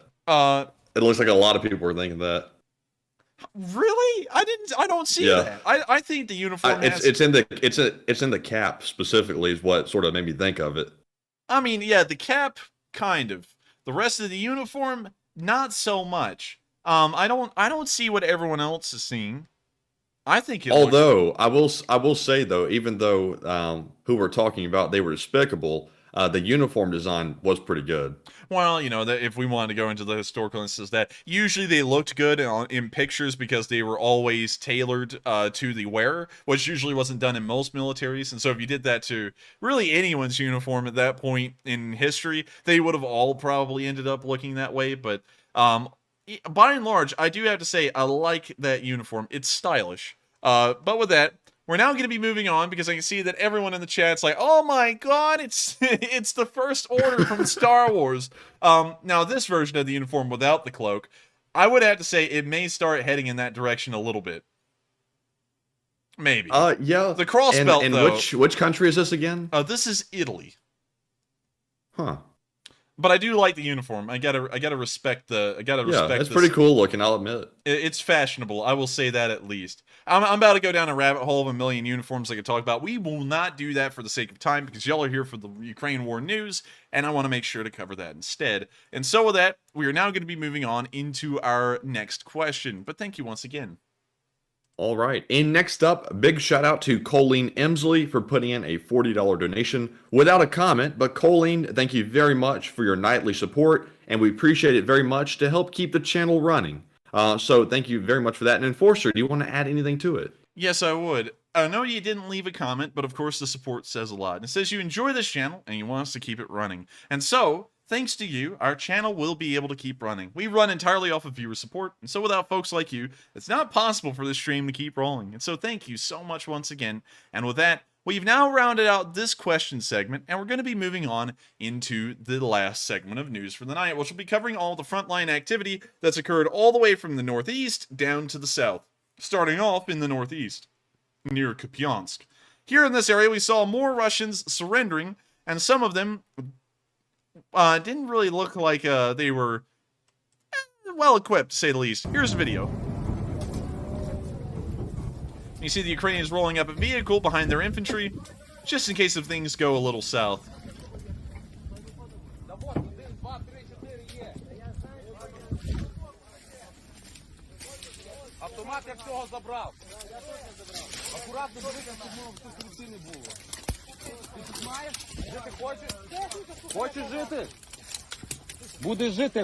And we see the Russians being taken prisoner here in the underbrush.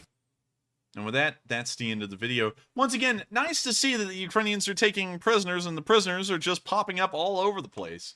And so with that, we're now going to be moving out of the northeastern Kupiansk area and down towards the area of Lozove and Oskol, where we saw today a Russian Mi-35 in action. And of course, the title being made by a Russian bot claims the Mi-35 attack helicopter crew supporting Russian motorized rifle units attempting to disrupt Ukraine's counteroffensive in the Izium direction. They aren't really interrupting it because I haven't seen that yet. We now see it firing off its unguided rockets. We now see them, of course, showing the loading montage, showing off the flares. And now they're showing off the Mi-35 at large. It's now getting ready to take off, and now it's taking off. And that is one dirty helicopter. We can also see being led away by an Mi-17. And now we're looking at it firing off those unguided rockets. And I don't know who in the world was flying this helicopter, but that spray must have been completely ineffective. Look how much the helicopter bobs around while he's firing it off. Look at that. Like, those went everywhere. Those went just like right in front of the helicopter, right down into the ground, and like 5 miles away. Jeez. They really need to get their helicopter pilots even less training. I think they're as good off as they can be right now. Now we can see an entirely different helicopter coming in the land. Different paint scheme, different everything. Now we can see that it's switched again. The Russians are very creative with their editing skills. Very believable, too. And if you play GTA 5, that's a savage. Matt, just in case y'all don't know, like I play video games, Matthew also plays video games on occasion, and one of his favorite to play is GTA 5. That's why he said that. And so with that, also, real quick, just to give y'all a side story about the background of what happened today, Matthew's been wanting me to play GTA 5 with him on the Xbox, and so he was like, come on, man, like, plug in an Xbox, just play with me. I was like, no, I was like, get it get normal games on the PC, and we'll play PC games, and he didn't want to. But anyways, it's great to see that the Russians are, once again, trying to make a propaganda flick, and, of course, we can see right through it. And also, those helicopters are not really effective whatsoever. With that, we're now going to be moving further on down the front line to see that more Russian helicopter pilots are getting less bright as the Ukrainians show off how close Russian helicopters are getting to their positions on the ground. And so with that, here's the video. Вертолеты летят сюда. Ёбана в рот. Летят сюда и сейчас будут выпускать, блядь, боекомплект уже по нам. Ебучий, дремучий. When you see the Ukrainian soldiers sitting inside the tree line, and you can hear the whir of a helicopter in the distance. А вон он вертолет. Вон он. Походу. Короче, К-52. You can still hear the whirring of the rotors. We have not seen the helicopter crest the horizon. We do hear the firing of rockets, however. Вот они. Обрабатывают сейчас наши позиции. Ёбаный в рот, блядь. Now you can see the helicopter and how close it's gotten. And look at that, Matt. You can actually tell the distinct shape of the Ka-52 from here.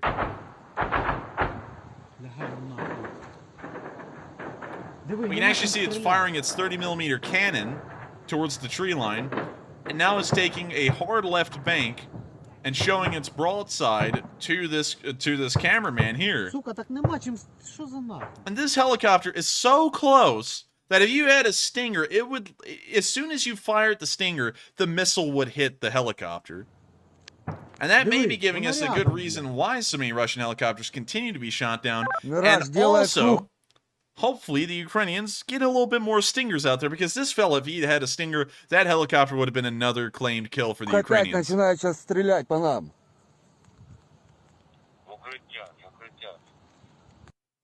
And so with that, that's the end of the video, and it's pretty interesting to see that the Russians are getting less and less bright with their helicopter pilots.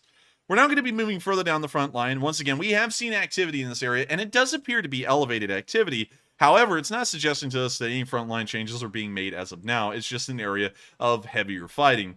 With that, we're now going to be moving past the Lehman area and towards Verkno-Kamyanka, where we saw a Russian getting bombleted, which we can see right here. Here's the video with music, which we'll have to mute.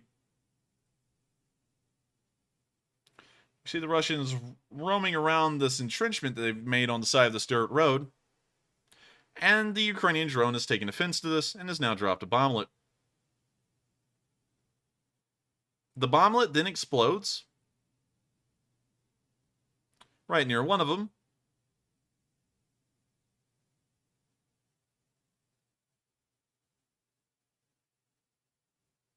And we now see the Russians scurrying around and running out of the area.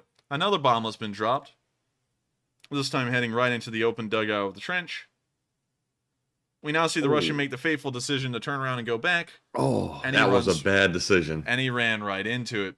That was a very poor decision. And so with that, that's the end of that video. And we can see that the Ukrainians are still using drones of the smaller kind to great effect against Russian infantry in the Verkno-Kamyanka area. However, we haven't seen a large amount of action in this area, and so, by and large, the front lines remain stable. We're now moving down to the area of Soledar and Yakovlivka, where we see that the Ukrainians have captured even more Russians. This time in the Abibas tracksuits with the one giant massive stripe. So, here's the video. We can also see that a large V12 motor has also surrendered as well. That's nice. Yeah.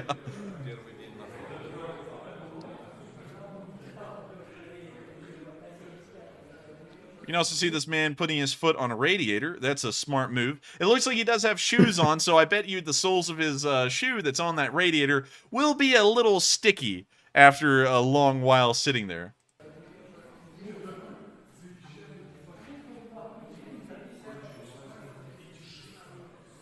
You can see even more Russian prisoners.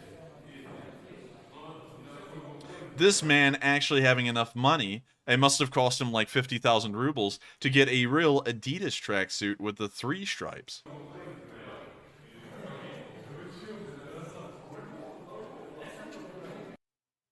And so with that, that's the end of the video, and pretty interesting to see. We're now going to be moving further down the front and more towards the direction of Popasna, where we saw that a drone from the 10th Mountain Assault Brigade woke up the Russians this morning with a bit of a bang. And of course, what better way to wake up your family with a little bang? Also, Откуда я знаю, кто бомбил Донбасс? you now see them dropping the bomb. And some kind of a... What in the world was that? Wait a minute, did you hear that? It had a bass drop right there. Oh, we're going to have to mute it because it's copyrighted music, but that was the weirdest intro to a song ever. When you see that the bomblet exploded right above this foxhole, and so the Russian was saved, but he is now woken up to Good Morning, Ukraine. And of course, Slava Ukraini. He's now decided to get back into his foxhole and just wait the whole thing out. And we see the drone just looking down there like, well, aren't you going to run or something?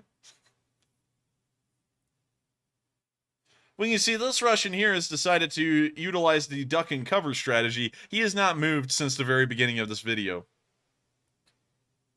This guy is going back to sleep right after a bomblet literally exploded right there. You can see the crater from it. I see a lot of people saying pre-dug grave, and that's exactly what I was thinking. That's kind of what I was thinking too, but I didn't want to say anything that morbid, but I'm glad that the live chat's on top of things. We can see a pretty nice AK-74 sitting right outside of this guy's dugout, and if we take a quick look, we can actually see the brand of underwear he's wearing. Nice. This man, I swear, has not moved an inch. He's either sleeping or afraid. With that, that's the end of the video. And once again, a huge credit to the 10th Mountain Assault Brigade. They may have not got any of them, but they sure as did scare the hell out of them for 5 seconds until they went back to sleep. And so with that, we're now going to be moving to the town of Alchevsk, where we saw that a Russian headquarters building was hit by a HIMARS strike overnight.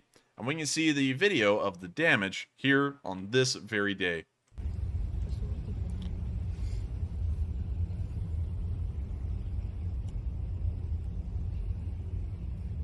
We now see them driving in front of the Russian headquarters building, and we can see that its insides have been blown outside. Once again, great to see that the HIMARS is as effective as it's always been. And so with that, we're now going to be moving even further down the front line and into the area of Vasilivka, where we saw that the Ukrainians were firing a 120mm mortar at the Russians from a pretty elevated position, which is quite nice. We can also hear music. We see them hanging the round, drop it, and then the round fired. They now go to adjust the mortar. And now they are ready to fire again. They hang the next round, drop it, and away it goes towards the Russian position. Wait a minute. Enforcer, did you see that patch on his arm? I did not. Which arm? The left arm or the right arm? It's going to be the left arm on this guy closest to the camera. I think I just saw something from Airborne. It's the 101st Yes. Airborne. It's the, isn't that the same one we use? It is. Maybe he's just a fan of the 101st Airborne, or maybe he's a volunteer that used to serve in the 101st Airborne. I'm not entirely sure, but that is interesting to see. But when we see this guy here, he's just doubled down on the Ukrainian flags on the patch on the side of his sleeve. So I think that may just be a preference by that guy, and he's just a huge fan of the 101st Airborne. And so with that, that's the end of that little video. And once again, nice to see that the Ukrainians are still raining down mortar fire onto the Russians. And so with that, we've actually covered all of the news that we had today in general. There's not any more rather than one left, which is a morning patrol by Ukrainian Su-27s somewhere in the Kherson area. And so with that, here's the video. When you see the Su-27s flying in a somewhat close formation, low to the ground, nice and quiet. It appears that they also may have their air brakes deployed. And when you see that they have a full loadout ready for war. With that, that's the end of the video. And once again, nice to see that the Ukrainian Air Force still patrols the skies and keeps them clear of Russian aircraft. And so with that, we have now covered all of the news that there is today, except for one, which is the speech from President Volodymyr Zelensky here on day 213 of the war. And so, without further ado, here's the speech from President Zelensky on day 213 of the war in Ukraine. And let me start that off. Українці, українки, сьогодні завершуються заходи в Нью-Йорку в рамках участі нашої держави в черговій сесії Генеральної асамблеї ООН. Це був результативний для України тиждень. Багато різних активностей за моєї участі, за участі першої леді України, за участі прем'єр-міністра України та міністра закордонних справ. Україна показала, що не тільки правда за нами, але й сила за нами. Ініціатива за нами, впевненість. Саме у нас впевненість у перемозі. Світ завжди тонко відчуває такі речі. Хто насправді міцний, а хто вдає міцність. Хто дійсно відчуває свою силу, а хто намагається з усіх сил приховувати слабкість і невпевненість. Україна запропонувала на Генасамблеї ООН Enforcer, I'm being told that people can't see the subs. шлях до стабілізації. Sorry about that. We won't rewind it because this is an 11-minute long speech, but I'll hop that up there a little bit higher up so that way you can read that. And sorry about that for a second. Міжнародних відносин. І це було точно почуто світом. Реакція на мій виступ на Генасамблеї цілком позитивна. Різні країни однаково хотіли почути конкретику про те, як можна відновити мир, як завершити цю війну. Україна представила своє бачення чітке, логічне, справедливе і реалістичне. 5 пунктів. Перший – покарання агресора. Другий – захист життя, тобто вся необхідна допомога нашій державі в обороні. Третій пункт – відновлення безпеки і територіальна цілісність. Четвертий пункт – гарантії безпеки. Та п'ятий – рішучість досягати усього цього разом із нами. Рішучість світової більшості. А що представила Росія? Знов недолугі виправдання, скарги і постійна брехлива пропаганда, від якої світ давно втомився, але російські представники досі її повторюють. Очевидний контраст із нами. Я вдячний усім лідерам держав, усім політикам, громадським діячам, культурним і бізнесовим лідерам, які висловили нам свою підтримку на Генасамблеї та усіх заходах в Америці цього тижня. Зокрема, я взяв участь у спеціальному засіданні щодо продовольчої безпеки. Це одна з ключових тем цьогоріч в ООН. Саме російська агресія зробила її настільки актуальною. Світ шукає засоби для захисту людей від голоду та цінової кризи. І Україні є що запропонувати. Ми постійно збільшуємо експорт продовольства, ми допомагаємо продовольчій програмі ООН, ми відправляємо зерно як гуманітарну допомогу країнам, які цього потребують. Ефіопія, Сомалі і ніколи України не провокувала жодних криз на продовольчому ринку. Світ все це цінує. Завдяки порядності України і конструктивному бажанню нашої держави допомагати іншим, маємо непересічний результат. Російська пропаганда втрачає вплив навіть там у світі, де нам ще тільки належить забезпечити міцні інформаційні позиції. Зокрема, в країнах глобального півдня – це Латинська Америка, Африка, Південна Азія. Також цього тижня я взяв участь в кількох важливих форматах спілкування з інвесторами.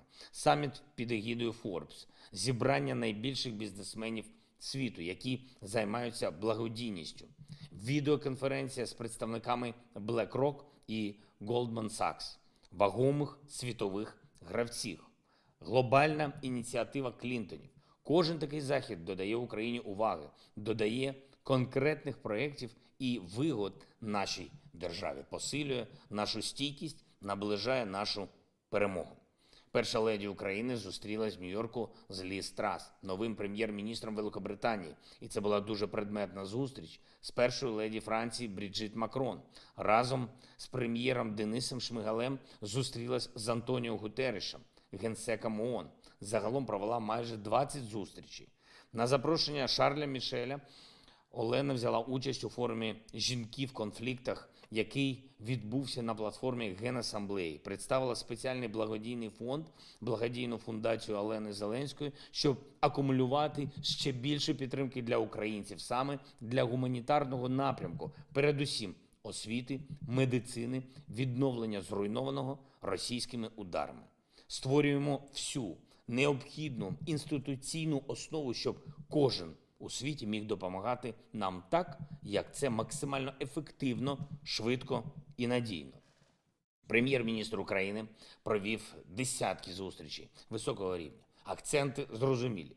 Ситуація на Запорізькій АЕС, розширення оборонної, фінансової і санкційної підтримки, підтримку у підготовці нашої країни до зими, підтримку у відбудові. Під час кожної зустрічі був наголос на тому, що російський терор має отримати чітку глобальну відповідь – військову, економічну і юридичну, зокрема, визнання Росії державою, спонсором тероризму.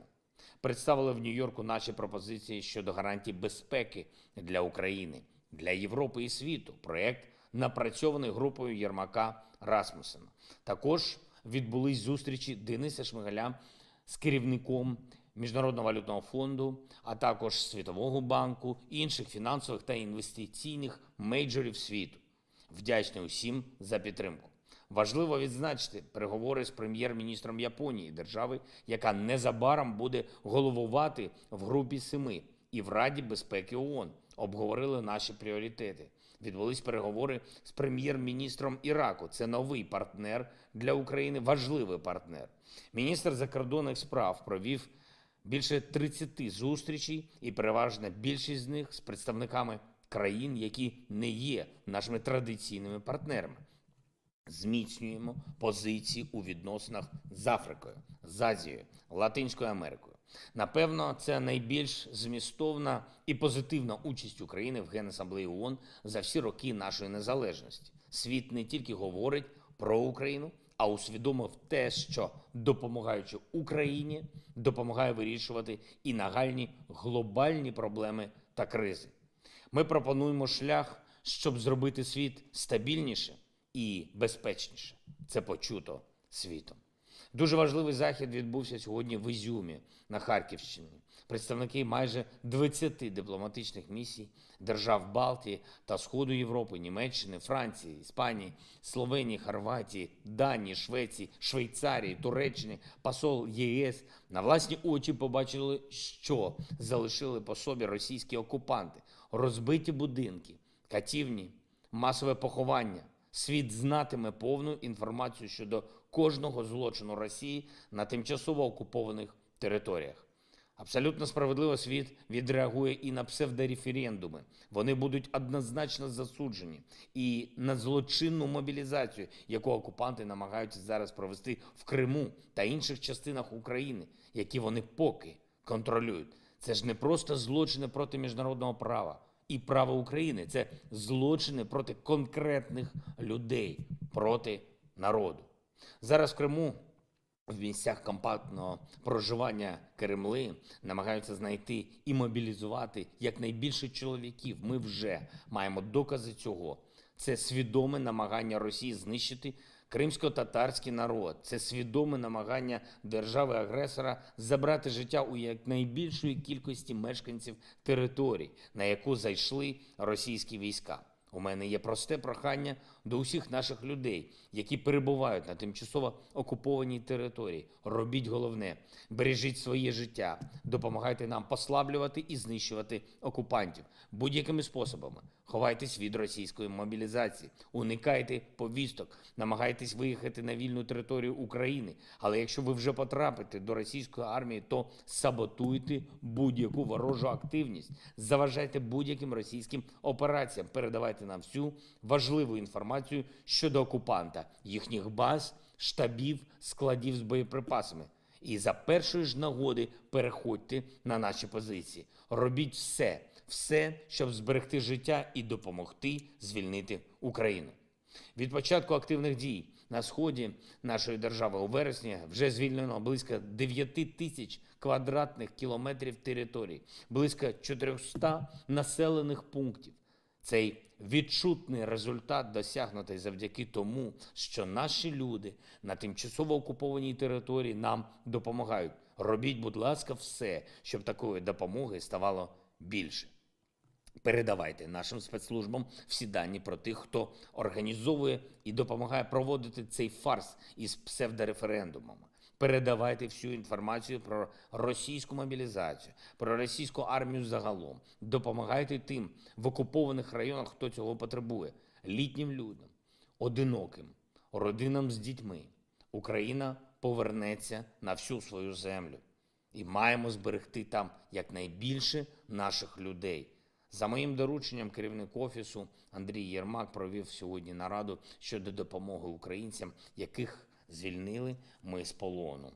Були керівники ГУР, керівник Нацгвардії, міністри внутрішніх справ, оборони, охорони здоров'я, соціальної політики, представники МЗС, наш омбудсмен. Наші воїни мають отримати все необхідне, реальну допомогу, будь-яке сприяння. Держава уміє бути вдячною своїм героям. Я чекаю доповіді на початку тижня з конкретним планом підтримки кожної людини. Сьогодні для ударів на Дніпропетровщині і по Одесі російська армія застосувала іранські безпілотники. Я доручив МЗС жорстко відреагувати на цей факт. Світ знатиме про кожен факт колаборації зі злом, і це матиме відповідні наслідки. Вже ухвалено рішення позбавити посла Ірану в Україні акредитації, а також суттєво скоротити кількість дипломатичного персоналу посольства Ірану. 6 цих іранських безпілотників збито нашими зенітниками повітряних командувань «Схід» та «Південь». Ще один збила протиповітряна оборона військово-морських сил. Окрім того, силами повітряного командування «Центр» за сьогодні на півдні нашої країни збито російський штурмовик і гвинтокрил. І щойно мені доповіли про збиття зенітниками командування «Південь» ще одного ударного іранського безпілотника. Я дякую за влучність нашим воїнам. Я дякую усім, хто воює і працює заради перемоги України. Я вдячний усім у світі, хто допомагає нам захищати життя і свободу. Слава Україні! And with that, that's the end of the speech from President Zelensky here on day 213, on day 213 of the news of the war in Ukraine. And that, of course, wraps out our news segment for the night. If you have enjoyed, thank you so much for watching. And if you would like to subscribe and also hit the bell button, you will be notified when these streams run, which, surprisingly enough, they run every single day of the week at the exact same time at 10 p.m. Eastern Time, except for Mondays, as we take Mondays off. I thank everyone who was here for the news segment again so much for watching. And of course, the fun has only just begun as we are now entering the question segment where we're going to answer all of the super chats and as many live chats as we can. And so with that, take it away, Matthew. All right. And we're entering our final question segment of the night. And up first, we do have to address our polls, and we have 2 more to round off the night before we get to our super chat and live chat questions. So up first, the first one said, what do you think about the Spanish Foreign Legion's uniform? It looks like 51% said it's crazy, I can't believe it's real. 31% said it looks all right, but to each his own. And 18% said it looks great, very unique. So it looks like the majority of you think it's a little bit outlandish of a uniform. And I would have to agree, I haven't seen a military uniform quite like that one. But to each his own. But Enforcer, what do you think? I'm actually not too big of a fan of that uniform. There are a lot of fine uniforms out there in the world, but sadly, I just don't think that's one of them. Also, considering that that I guess that uniform would have come around during Francisco Franco's reign, which started off in the mid 30s, pretty much. It's really weird to think that that uniform is fairly modern, and I don't know who designed it because it just it doesn't really look militaristic. That's something, I mean, like, just being honest, it looks like something where you call up like a firefighter stripper or something, and then they show up in like a weird, like, weird firefighter thing that, a stripper wear. That almost looks like that. Not to demean them or anything, because of course they're probably great fighting men and women in that unit, but the uniform really needs a decent amount of work, in my opinion. But to each his own. It is just an opinion. I'm just not too big of a fan of that uniform. And so with that, we are on to the, well, actually, what do you think about it, Matthew, before we move on to the next one? I pretty much already said my piece on it. All right, and so with that, we are on to the next poll. All right, and the next poll says, with Ukraine still taking ground, how do you feel about the possibility of nukes as of today? And I know some people are going to grimace at that question because they're tired of hearing about it, but with the new recent events happening, we need to see where people stand. So it looks like 44% said it is still a strong possibility, 21% said that the possibility is getting smaller, and 35% said it was never a serious threat. Now, for me, I would still fall within the strong possibility camp.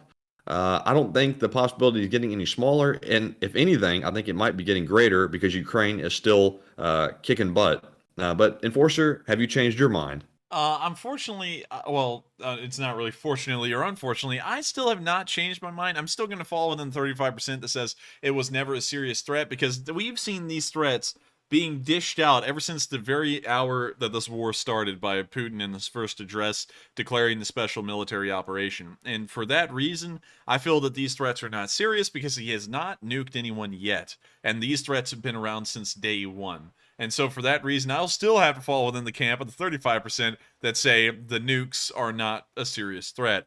He keeps on threatening them, which makes him seem that way, but we can see that they have cold feet in actually using them, or else they would have used them months ago. And so with that, we are on out of the polls, I suppose, since that was the last one that was up, and we are now on into the questions, if you don't have anything to add to that, Matthew. All right. And yes, indeed, we are moving on to our Super Chat questions. That was the last poll for the moment. We might have one more or so, potentially. But anyways, moving on to our first one, we have a very generous $50 Super Chat from Hellpug, who does not leave a comment. But Hellpug, that's a pretty cool name there. And I think you've supported us before. And thank you again for doing so once more. And Enforcer, do you have anything you want to add? Hellpug has supported us before. And Hellpug is back, being the hellish pug they are. And of course, I thank you so much for the support, Hellpug. You didn't throw anything in. And man, like I'm always mixed with people not throwing stuff into their super chats, because I would love to be able to address something and at least talk to you the best I could on stream. But there's no comment, so there's nothing for me to add on. But of course, thank you so much for the kind support. It helps this channel to keep on running, and thank you so much once again. Also, quick reminder to everyone, we do make clear divisions in what support you give to this channel and where it goes. In between Tuesday and Saturday, all support that is seen on the chat, like through these super chats, are to support our channel and keep it running. And so you, the viewers, since we don't really make money off of ads because we don't run ads on anything but our videos, and we rarely ever make a video, we run this channel entirely off of y'all's support. And so if y'all do enjoy the channel, y'all get to decide how much you view, how much you enjoy it, and if you would like it to keep going. So you can put in $5, $1, $10, $20, $50, $100. I think one person put in $500 before, but that's very rare.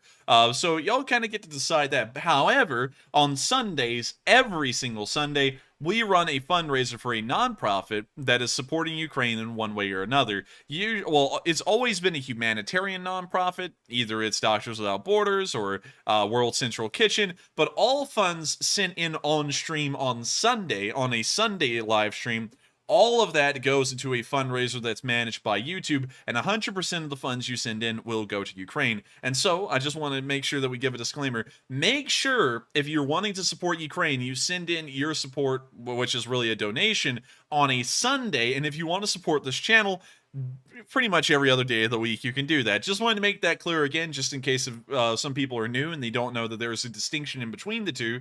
And so with that, thank you so much once again for the support, Hellpug. And with that, we are on to the next one. All right, and up next we have a $50 super chat from none other than Magic Sky Girl, who says, thank you for the serious war coverage and also for being funny. Thank you so much for the support, Magic Sky Girl. I try and make sure that the war coverage is as good and as informational as it can be, given the circumstances. And also, some people do complain, I have seen this, that it's not technical enough. And we actually had someone who was around a while ago who sat there and went into the exact details of the flight path and the I guess you could call it the terminal velocity of a missile during certain parts of its flight. And I have to say that while I try and make this as informational as possible, one does have to remember, living in the real world, that it gets a little bit too detailed for a stream like this. If I went into that kind of minute detail on everything, we would never end a stream. It would be a non-stop stream. So, you know, we don't get you know, down into the weeds all the time informational, but I try and pride ourselves on being as informational given the conditions and circumstances we have, and I thank you so much for enjoying that, and also enjoying our humor. Well, I try and make sure that our jokes are good. Some of them, you know, I can't always make a huge hit on each one. Everything on the stream is being done ad lib at the moment, and so some jokes aren't great, and sometimes I do know that. Like with Matthew tonight, when I was in there talking about, I saw 103% people vote that Matthew wasn't getting the joke. Sometimes they do fall flat. Other times, I hope that they land fairly well, and apparently they do, or otherwise you wouldn't have supported us, Magic Sky Girl. And so with that, I thank you so much once again for the support. I hope that addresses the comment fairly well, and thank you so much once again, Magic Sky Girl, for enjoying this channel so much. And so with that, we are on to the next one, and thank you so much once again. Yes, and thank you very much for your support. And moving on, we have a $40 super chat from Jason Dahan, who says, Matt and Enforcer, I have watched you since the start. Plus, watching the trains game made me piss myself laughing. I tried to like your stream, but I am a leadite, or something like that. I live in Frankston, Vic, Australia. Thanks for running your stream better than that game. And I thank you for the support. And let's see, he said, where was he in Australia? He said, Frankston, Vic, Australia. Frankston, Vic. That's actually the name of the town. It's Frankston. Wait a minute. I think that's the name of the region. Yeah, it's Frankston, Victoria. And also, what type of name is that for the capital district of your country? I mean, like, not to rat on it or anything. Australian Capital Territory. It's like the most generic thing ever. But still, Canberra is a pretty neat place. I have looked at it before. Also, the Australian Parliament building is pretty neat. Anyways, moving on from that and down towards the old place of Frankston in Victoria, let's take a look at what this looks like. All right, and so we're dropping it down, and it's a mall. Or it looks like a mall, at least. The roads, once again, in Australia, in the towns, are nicely paved. Not a lot of cracks in them, except for this one, and it's a very small crack. But it looks nice. Also, British Petroleum. If you're from the South, you know that everyone here hates British Petroleum because one of their oil rigs back in 2009 blew up on the coast. I believe it was called New Horizon, and it's pretty much contaminated everything down here, and it still really hasn't recovered. So for that reason, everyone in the South hates BP, and BP actually left the South entirely after that. But still, this is a nice place, actually. It looks kind of like the United States in a way, doesn't it, Matthew? Yeah, somewhat. It does. Yeah, I can kind of see the resemblance. Yeah, and so with that, I thank you for the support and also allowing us to take a look at your hometown of Frankston in Victoria. And also, could you reread that super chat again real quick, mate, so I can address everything? Yes. Let me get back up there to it real quick. Jason said, I've watched you since the start, plus watching the trains game. I tried to like your stream, but I'm lead light. I live in Frankston, Australia. And thank you once again for being around so long that you remember the train simulator game. That was actually the night that we found out that the war had started. It was February 24th, that very night. And that was the only stream I ever did on Train Simulator, and it wasn't that great. It is not publicly available anymore for anyone to watch. It's unlisted on this channel, but it's still out there somewhere in the YouTube algorithms in a way. But of course, I thank you so much for being around that long, because that means you even predate the time where we went back to the Ukraine, well, we went back to current events in the Ukraine war, and you were around when this was a gaming channel. And so with that, thank you so much for being around for so long, and thank you for enjoying pretty much everything we've done, although it sounds like you didn't like the Train Simulator one all too much. And so with that, we are on to the next one, and thank you so much once again for the massive support. All right, and real quick to address another poll that I put up, the question was, do you think that Putin has already lost face, or can he be even further humiliated? It looks like 94% said it can get worse for Putler, and only 6% said no, he's already reached bottom. Now for me, I would have to say that yes, it can definitely get worse for him, in many ways, more than one. But Enforcer, what do you think? I would have to agree with that as well. And so, having addressed that poll, and probably the fastest way I ever have, we are now on to the next one. And up next, we have a $40 super chat from Melanie Cortez, who says, Slava Ukraine. And also, Slava Ukraini. And thank you so much, Melanie Cortez, for the support. I don't know if we should call you Mel Cortez anymore, or Melanie Cortez, but regardless, I thank you so much for helping to keep this channel running. And so with that, we are on to the next one, and thank you once again. And we were paid another visit from the Cambot, which makes 3. And let me put that in the live chat real quick. Cambot equals 3, just for the record. That's kind of like channel tradition at this point. I don't know why I started doing it. But I'm kind of interested in Enforcer, the Cambot, and also I'm noticing Russian bots are starting to come back into the live chat. It seems like maybe the Russians are starting their campaign again. Maybe, but of course, Executioner Matt is here to put them all down once they pop up. And so, with that, we are on to the next one, and I hope everyone has faith in the Executioner, because he's doing an incredibly good job. I don't know if we should call you the National Razor, or something similar. The National Razor? Yeah, don't you know that? Like Gillette? No, it's time for a history lesson. So, back in the French Revolution, the French used the guillotine a whole load. So it started to get nice little nicknames, and one of them was the National Razor, as it would take a little bit off of you, if you know what I mean. And also, it looks like a razor. And so, I don't know if we should call you that, but that would be kind of a cool name. Should we call Enforcer Matt the National Razor? Give us an answer in the live chat. But with that, we are on to the next one.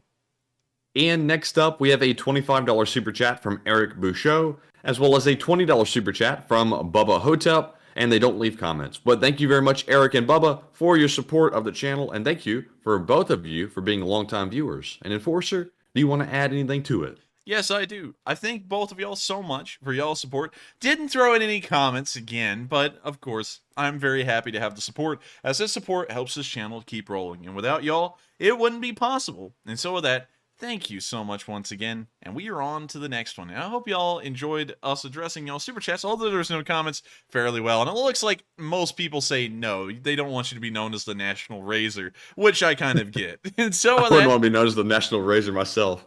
And so with that, we are on to the next one, after seeing it's almost unanimous that a lot of people don't like the National Razor. All right, and up next, we have a $20 super chat from Wesley, who says, I heard 20 to 40% of Russia's military budget might be embezzled. Slava Ukraine. And that might be true, although we've never been able to get official figures on that, because it's always hard to track how devastating corruption is, because of course it's corrupt, so it doesn't really keep a good record of itself. But with that, I would have to largely believe it's true, especially showing how badly they're doing right now. And so with that, I thank you so much for the support. I hope that does address the comment fairly well. And with that, we are on to the next one, and thank you once again. And up next, we have another $20 super chat from Wesley, who says, most Russians love Vladimir Putin and support the war. They weren't trying to leave until they were going to be fighting in the war that they supported. Still support. I'm trying to see if there was a part of a super chat that was cut off, because that was kind of like a strange ending, but that was it. Could you reread that one again real quick? Wesley says, most Russians love Vladimir Putin and support the war. They weren't trying to leave until they were going to be fighting in the war that they supported. Well, thank you for the support, Wesley. Now that I heard that a second time, that is true. They love Putin and they support Putin until Putin calls on them to do anything. Then they don't love Putin and they don't support Putin. And so with that, I thank you so much for the support. I hope that addresses the comment fairly well. And with that, we are on to the next one. And thank you once again. And also, I like the little joke you made right there. Yes, indeed. And up next, we have a $20 super chat once more from Tengen, formerly known as Tengen Bragiri, who does not leave a comment this time, just supporting the channel. And thank you very much, Tengen, once more for your continued support. And Tengen is a very long-time channel viewer. And Enforcer, would you like to weigh in? Yes, I would like to weigh in 5 pounds. Just kidding. Thank you so much once again for the support, Tangen Bragary. Of course, it helps us out a great deal. And while you didn't throw in a comment, we know that you're just supporting the channel and helping us to keep the thing running. And of course, we have to always say thank you to each and every person and each and every super chat that has come through to help keep this channel alive. And so with that, we are on to the next one. And thank you so much once again.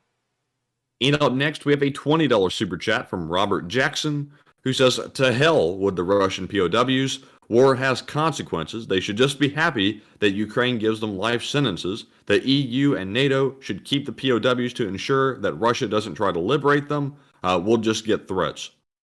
Thank you for the support, but I do think there would be massive diplomatic consequences because, you see, the thing is that the Ukraine and Russia are the only two combatants in this war as of right now, except for, I believe, some Uzbeks who have found their way into the war. So taking these prisoners that the Ukrainians have and then giving them to a EU country or the EU at large means that the EU is now dragged directly into this war as they are housing prisoners of war from the Ukrainians that are sent there. And so the Russians would now have to negotiate with the European Union to probably get these prisoners back.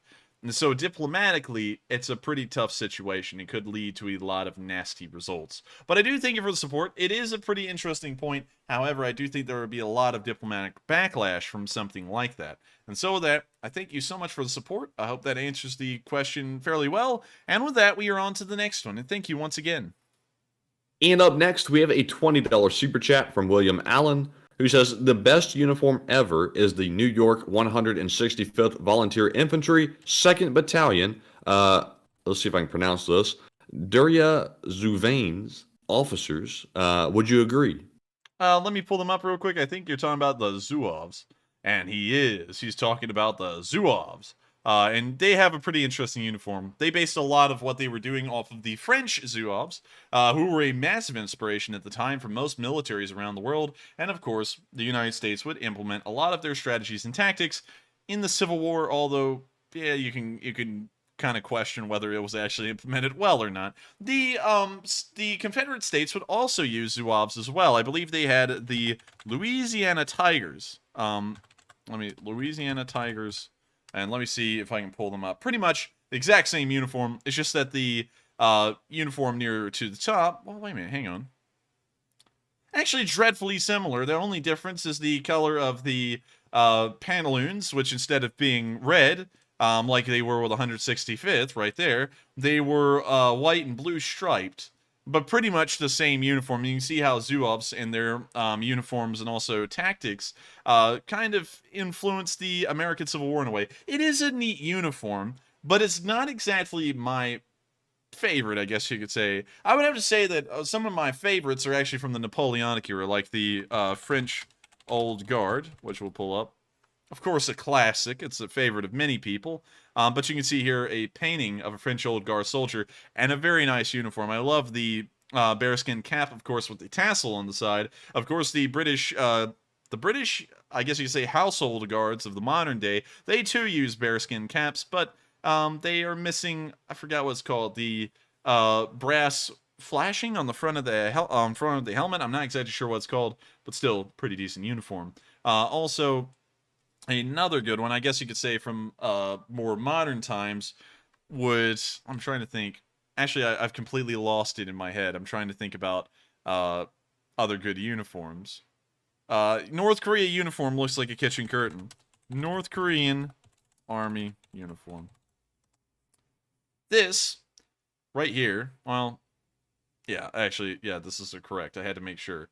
This is the North Korean actual I guess you could say their battle dress uniform. Most militaries have moved on into more modern textiles and designs and uniforms, and these guys are stuck, I would say, in the most unstylish uniform era ever, the communist 1950s and 60s. Probably the worst uniforms came out of that time in history, but there is one that is unequivocally worse. The Chinese uniform of the 60s. This is their uniform. The ugliest thing I've ever seen. This man looks like a green army man, like one of those plastic ones you would get as a kid. Awful. I think that actually is a figure. I think it is. No, actually it's not. No. Are you sure? It's on AliExpress. It is on AliExpress, But that's actually what their uniforms looked like. If I pulled them up, they were terrible. And also, they went to war with Vietnam, Matthew, in the late 70s. And the Chinese thought it would be a great idea to have no ranks in their military. There was no, like, privates, sergeants, or anything like that. Everyone was just the same rank, and it did not go well for them, actually. They ended up winning, but at a cost. But anyways, those are some of the worst uniforms. I would have to think a little bit more about the better ones, because there are some great ones out there, but I can't think of them off the top of my head right now. And so with that, we are on... Oh, wait a minute. Bersaglieri. Once again, going back to the Italians... Bersagliere, I believe it's these. Nope, Bersagliere, infantry. Hopefully I'm spelling that correctly, and I'm not going to be going on a wild goose chase. Bersagliere infantry. It was a very special hat, specifically. I forgot the name of it, but it's got this massive ostrich feather plume on the side of it. Pretty neat, but the uniform, by and large, below that has almost turned into a U.S. military... Well, a U.S. Army Class A uniform that's in a different shade of color, which I kind of hate that the United States had a massive impact on most Western European countries that it liberated at the end of the Second World War, because almost all of them would adopt a uniform very similar to the Class A, including the Germans, which have a very unimpressive gray version of the Class A uniform, nearly. German Army dress uniform, and I'll show you all that real quick. Right here. It's pretty much a Class A. It's just gray, and it's very off gray. And while it's a uniform, it gets the job done. I just don't really like it. It's not a flashy, a stylish uniform, and you know, it is what it is. Anyways, with that, I hope I have addressed that fairly well, and thank you so much once again for the support, and we are on to the next one. And up next, we have a $12 super chat from Robert Rodriguez, who says a tutorial on how to send super chat would help the cause for us older folks that listen in. Keep up the good work. And that's a pretty good idea. I would actually... Let me check something here real quick on my side. Let me go over here. Let me go click on the live, and let me go watch this one live. And let me make sure I won't be giving away anything of my own information if I did this on stream. Tutorial on how to... So, there we go. Matthew was saying that I just heard myself talking. Yeah, that just horrified me. That was really trippy, wasn't it? Yes.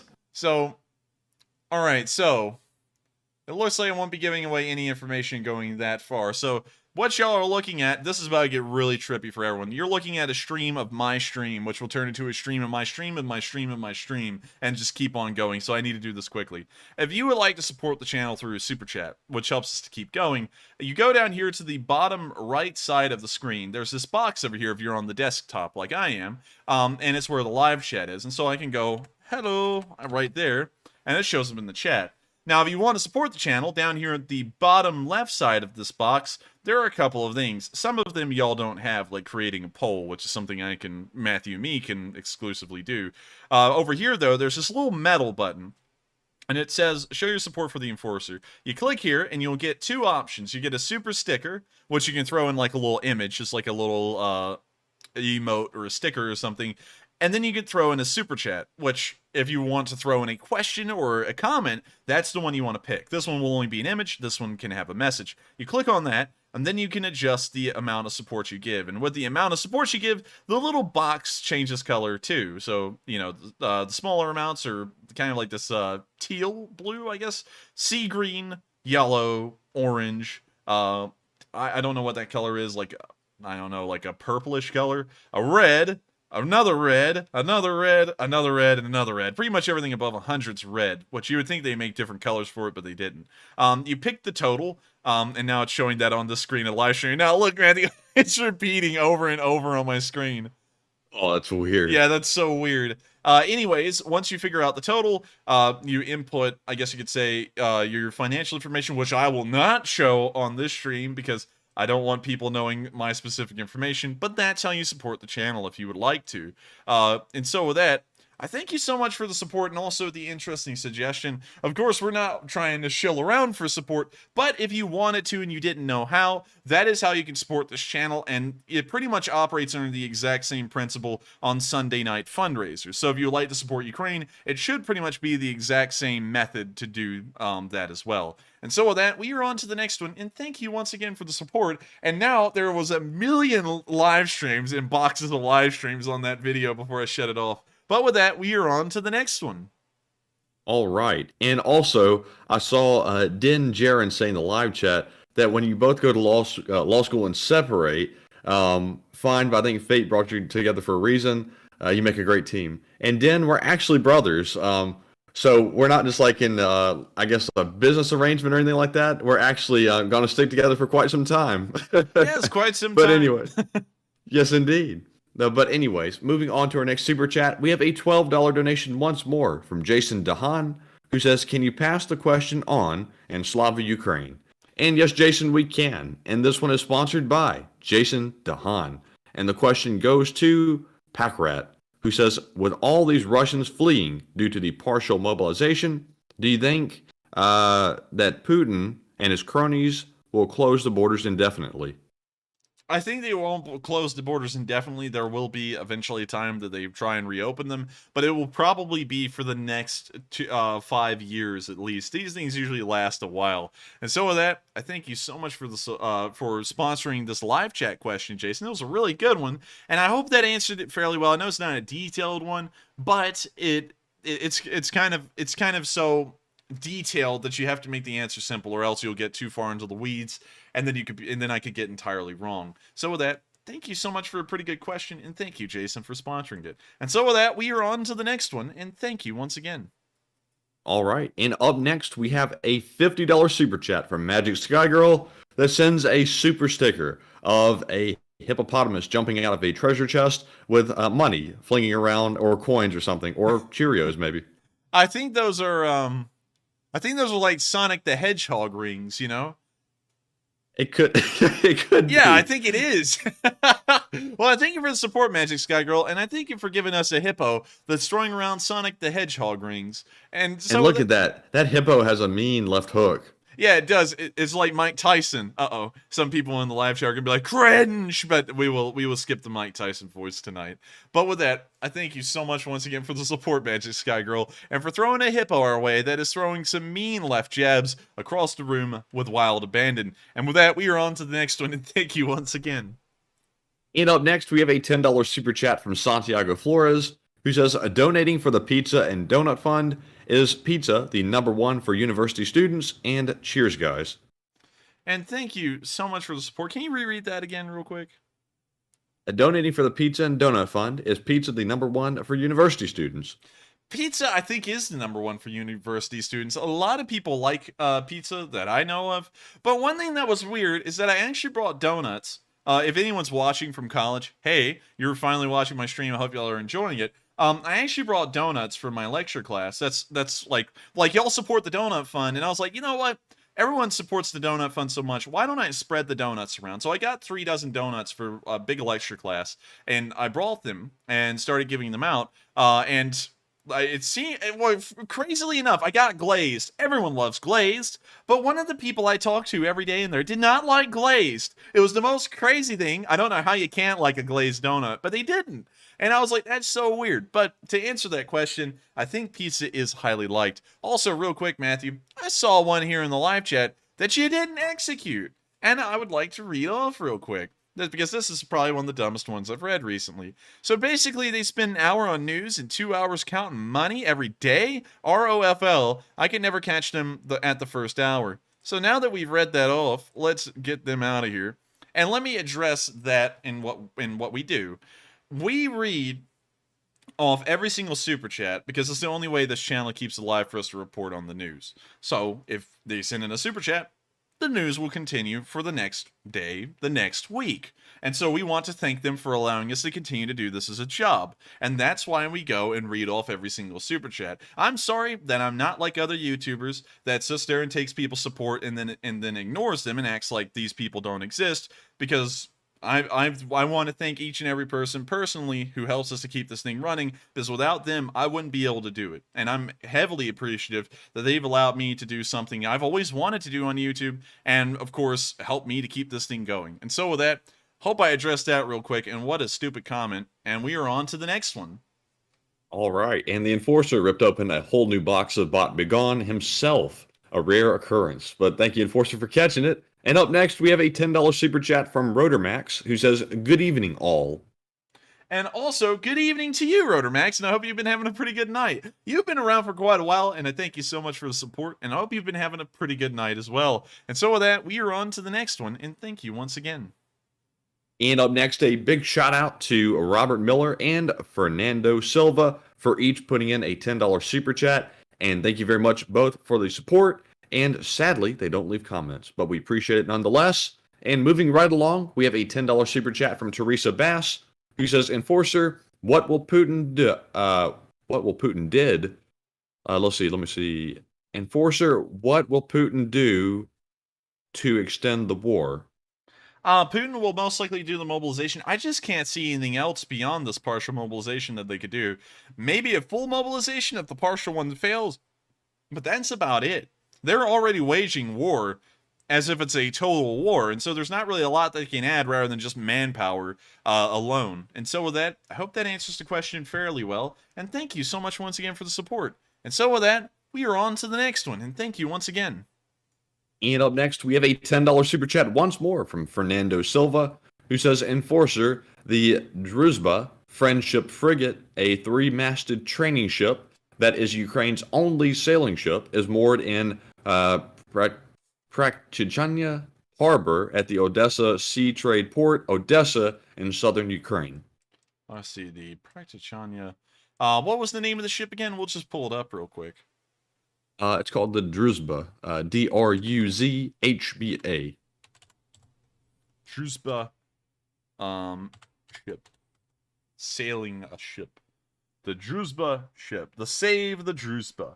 As an all-steel and full-rigged ship with square sails that looks pretty sick.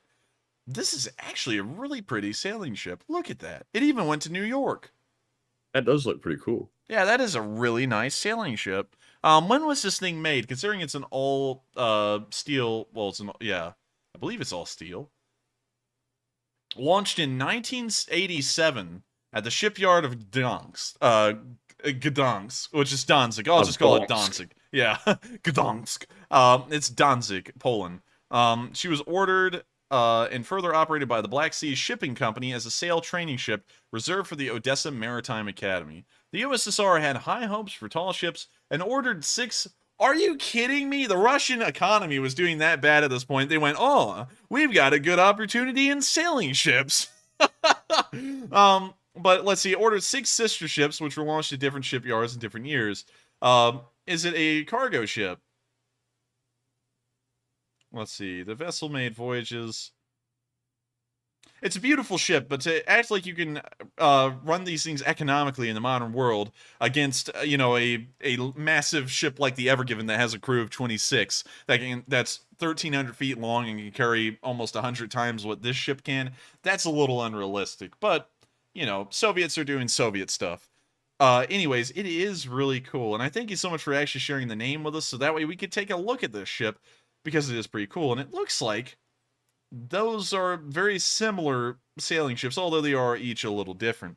And so with that, thank you so much for the support, also sharing that with us so we could actually pull it up and take a look at it. And with that, we are on to the next one, and thank you once again. And up next, we have a $20 super chat from guitarist Drew85, who says, "I appreciate what y'all do. Informative, a absolutely awesome community. The LSA is best source for war news that I've found on YouTube. But seriously, you guys rock. Keep it up and the great work. And thank you for being awesome." And thank you so much, guitarist Drew85. Also, it looks like you got an Enzo Ferrari in your profile picture, if I'm correct, Matthew. I think that's, I'm trying to look it up close real quick. I'm trying to basically put my face on the screen. Ferrari 458?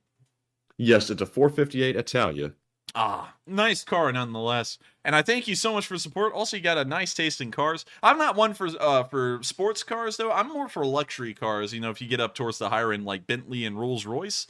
But you know, that's a preference thing. Well, probably none of us will probably ever get to the point where we can enjoy a car like that, but still, really nice car. Anyways, moving on from that, I thank you so much for the high praise. The Light Spring Army is by far the best community on YouTube. Of course, not just because I run this channel and y'all are my community, but I truly have never seen a community as nice and as kind as all of y'all.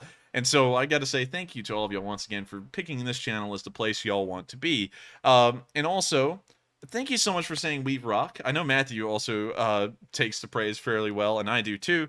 And sir. Yes, sir. 100, 100, laughing face, smiling face. And of course, we will try and keep up the great work as best we can. And so with that, we are on to the next one. And thank you so much once again for the support and helping us to keep this thing going. Yes, indeed. And up next, we have an $11 super chat from Richard Daniel Jr., who says, I got it working. Thanks, Enforcer Matt. And Richard, actually, big thanks to you for once again supporting the stream, and we appreciate the donation very much, and thank you for watching and also supporting us for such a very long time. And I think I repeated myself twice there. I don't know if I did. Did I, Enforcer? I think you may have, but it's no big deal because I think I do that about 50 times a night. But I thank you so much for the support once again. What in the world? Wait, hang on. Let me start over. I thank you so much once again for the support, Richard Daniel. For some reason, I had a brain fart and I forgot what I was even doing. I said Richard. I didn't say Rachel. I said Richard. Richard! Anyways, I thank you so much for the support, Richard. It does help us out a massive deal in running this channel. And I also saw you throw in the $1.99 donation. And you said, this is all I could throw in. It's perfectly fine. It doesn't matter whether it was $1, $10. It's just the thought that counts, that you're wanting to help to keep this channel running. And even if you can't throw in a super chat, because I know there's people out there who can't, and all they can do is watch the show. I thank you just for watching. You don't have to throw in support for me to be thankful for y'all to be here. I'm thankful for y'all just coming here to watch the news every night and chit-chat with me and the rest of the Lee Spring Army. That's a pleasure in itself, and so don't ever feel bad if you can't throw in a lot of support or any support at all, because I'm just happy to have y'all here and have y'all enjoying this news with the rest of us. And so with that, thank you so much once again, Richard Daniel, and also, no problem at all. It helps us out a lot, and it helps this channel to keep on running. And so with that, we are on to the next one, and thank you once again. And I have no idea why it is, folks, but tonight my caffeine is worn off very early. I think I need to catch up on some sleep, but my mind is like totally shut off right now. But anyways, moving on to our next super chat, we have a $10 donation from Daniel Franco, who says the Spanish Legion are actually kick-ass. The March uniform is terrible. The Go is sacred. Fun fact, the Spanish Legion are the last of the heavy shock trooper style of combat, and thank you for the videos. And thank you so much for the support. And also, can you reread the first part of that real quick, Matthew? The Spanish Legion are kick-ass, and the March uniform is terrible. Spanish Legion, I think you're talking about this uniform, and it does look terrible. I will have to say, I'm sorry, these things are opinion. This is not exactly ideal, but I will not doubt at all that they are probably a very competent fighting force. It's just that the uniform doesn't really do them a lot of service. So with that, I thank you for the support. Also, thank you for sharing your opinions on it. And also, that made me remember a uniform I think looks sick, and I think y'all will agree with me here in a second. So, Swiss Army uniform, World War II. Y'all are gonna love this. So, images. This. Wait a minute. Yep. These are Germans. These are Swiss. This helmet has got to be the weirdest helmet I've ever seen, and probably the most Star Wars looking helmet out there that was actually implemented in a massive amount. In fact, Swiss uniforms by and large, here's another example of some, they look somewhat similar to Austro-Hungarian and also German uniforms at the same time. It's the perfect mix, and geographically, it should be. Switzerland was in the middle. Well, not really in the middle, but bordering both Austria-Hungary at a time, and also the Germans, and somehow implemented both of, I guess you could say, their styles into a single uniform. But the helmet is very distinct. It's not a great-looking uniform. It is kind of a little run-of-the-mill, but the helmets really do make them distinct. I bet y'all all could agree. And so, with that, now that we're on uniforms again, here's the Swiss Army uniform in the late 1800s, which, honestly, I don't know about you, Matthew, they kind of look French. A little bit, yeah. But anyways, with that, we'll now be moving on into the next question. And thank you once again for sharing your thoughts on the Spanish Foreign Legion. I do think that they're probably a very competent fighting force. Usually foreign legions are the best of the best. But the uniform, I feel like they need to do some work on that. And so with that, we are on to the next one. And thank you once again. And next up, we have a $10 super chat from Carolyn, who says, no question, just doing my bit to keep you two going, and thank you. And thank you so much for the support. No questions are kind of sad, but we'll take it as it is. And so thank you so much once again for the support. And with that, we are on to the next one. Also, real quick, Matthew, Buddy said we'll look at the Swiss Guard. And what you mean is the Pontifical Swiss Guard. Pontifical Swiss Guard. And I think you'll enjoy this one, Matthew, because they are distinct, to say the least. These are the guards of the Pope. Oh boy. I know that that's colorful. It is colorful. I think it looks a lot better when they're actually wearing their breastplates, and also I think I forgot what they're called. Armed guards. We'll just call them armed guards for our purposes. I think it does look better. These are actually traditional colors that this unit wore in the 1500s, and they actually defended the Pope during the sack of Rome. Of course, there's going to be a whole bunch of Sabaton fans to start talking about the song. I actually knew the story before I heard about the song, but I've got to respect the colors, because while it doesn't really stand up to modern times, it is a callback to tradition, and it's very interesting to see that they've practically maintained the same uniform throughout all time. It's really not changed. The only change they've made recently to this uniform is switching out the steel helmets, which you can see here, for PVC helmets, so that way they don't have soldiers getting their heads boiled in the summer sun. That's the only change they've made over several hundred years. In fact, 1943. I'm going to show you this, Matthew. This is a picture, if I can find it. Hopefully I can find it. Come on, we got to find it. Where in the world is it? Dang, I got to find it. 1944. Maybe that'll find it. Here we go. He's wearing the exact same uniform in 1944, and here's American soldiers standing near him. What in the world? Yeah, I mean, it's crazy, isn't it? They've had the same uniform for hundreds of years with almost no changes. And that's crazy. You got to respect that kind of, I guess you could say, sticking to tradition. Also, speaking of which, I just remembered, the British are a treasure trove of great uniforms. There are the Scots Guards bagpipers. I actually have a uniform just like theirs because, you know, of course, I used to play bagpipes. Great uniforms. Love them through and through. The other great one, this one's kind of questionable to some, but I like it a lot because it's very traditional, is the Yeoman Warders, not the Warden, the Yeoman Warder. They also have two different uniforms. They have a black and red. Of course, they'll be changing the, I guess you could say, the motif on the front of the uniform from Elizabeth II to Charles III, so I'll be looking forward to seeing the new uniforms. Hopefully they'll look good. And then they also have, I guess you could say, the more formal and more traditional red and gold uniforms, which of course are distinctive in their own way. These are largely based around, I guess you could say, Tudor-era uniforms, and haven't really changed much since then. And of course, I respect it a lot. Pretty interesting uniform with a neat history. Also, you can see another picture of one here in the late 1800s. And also, what a nose.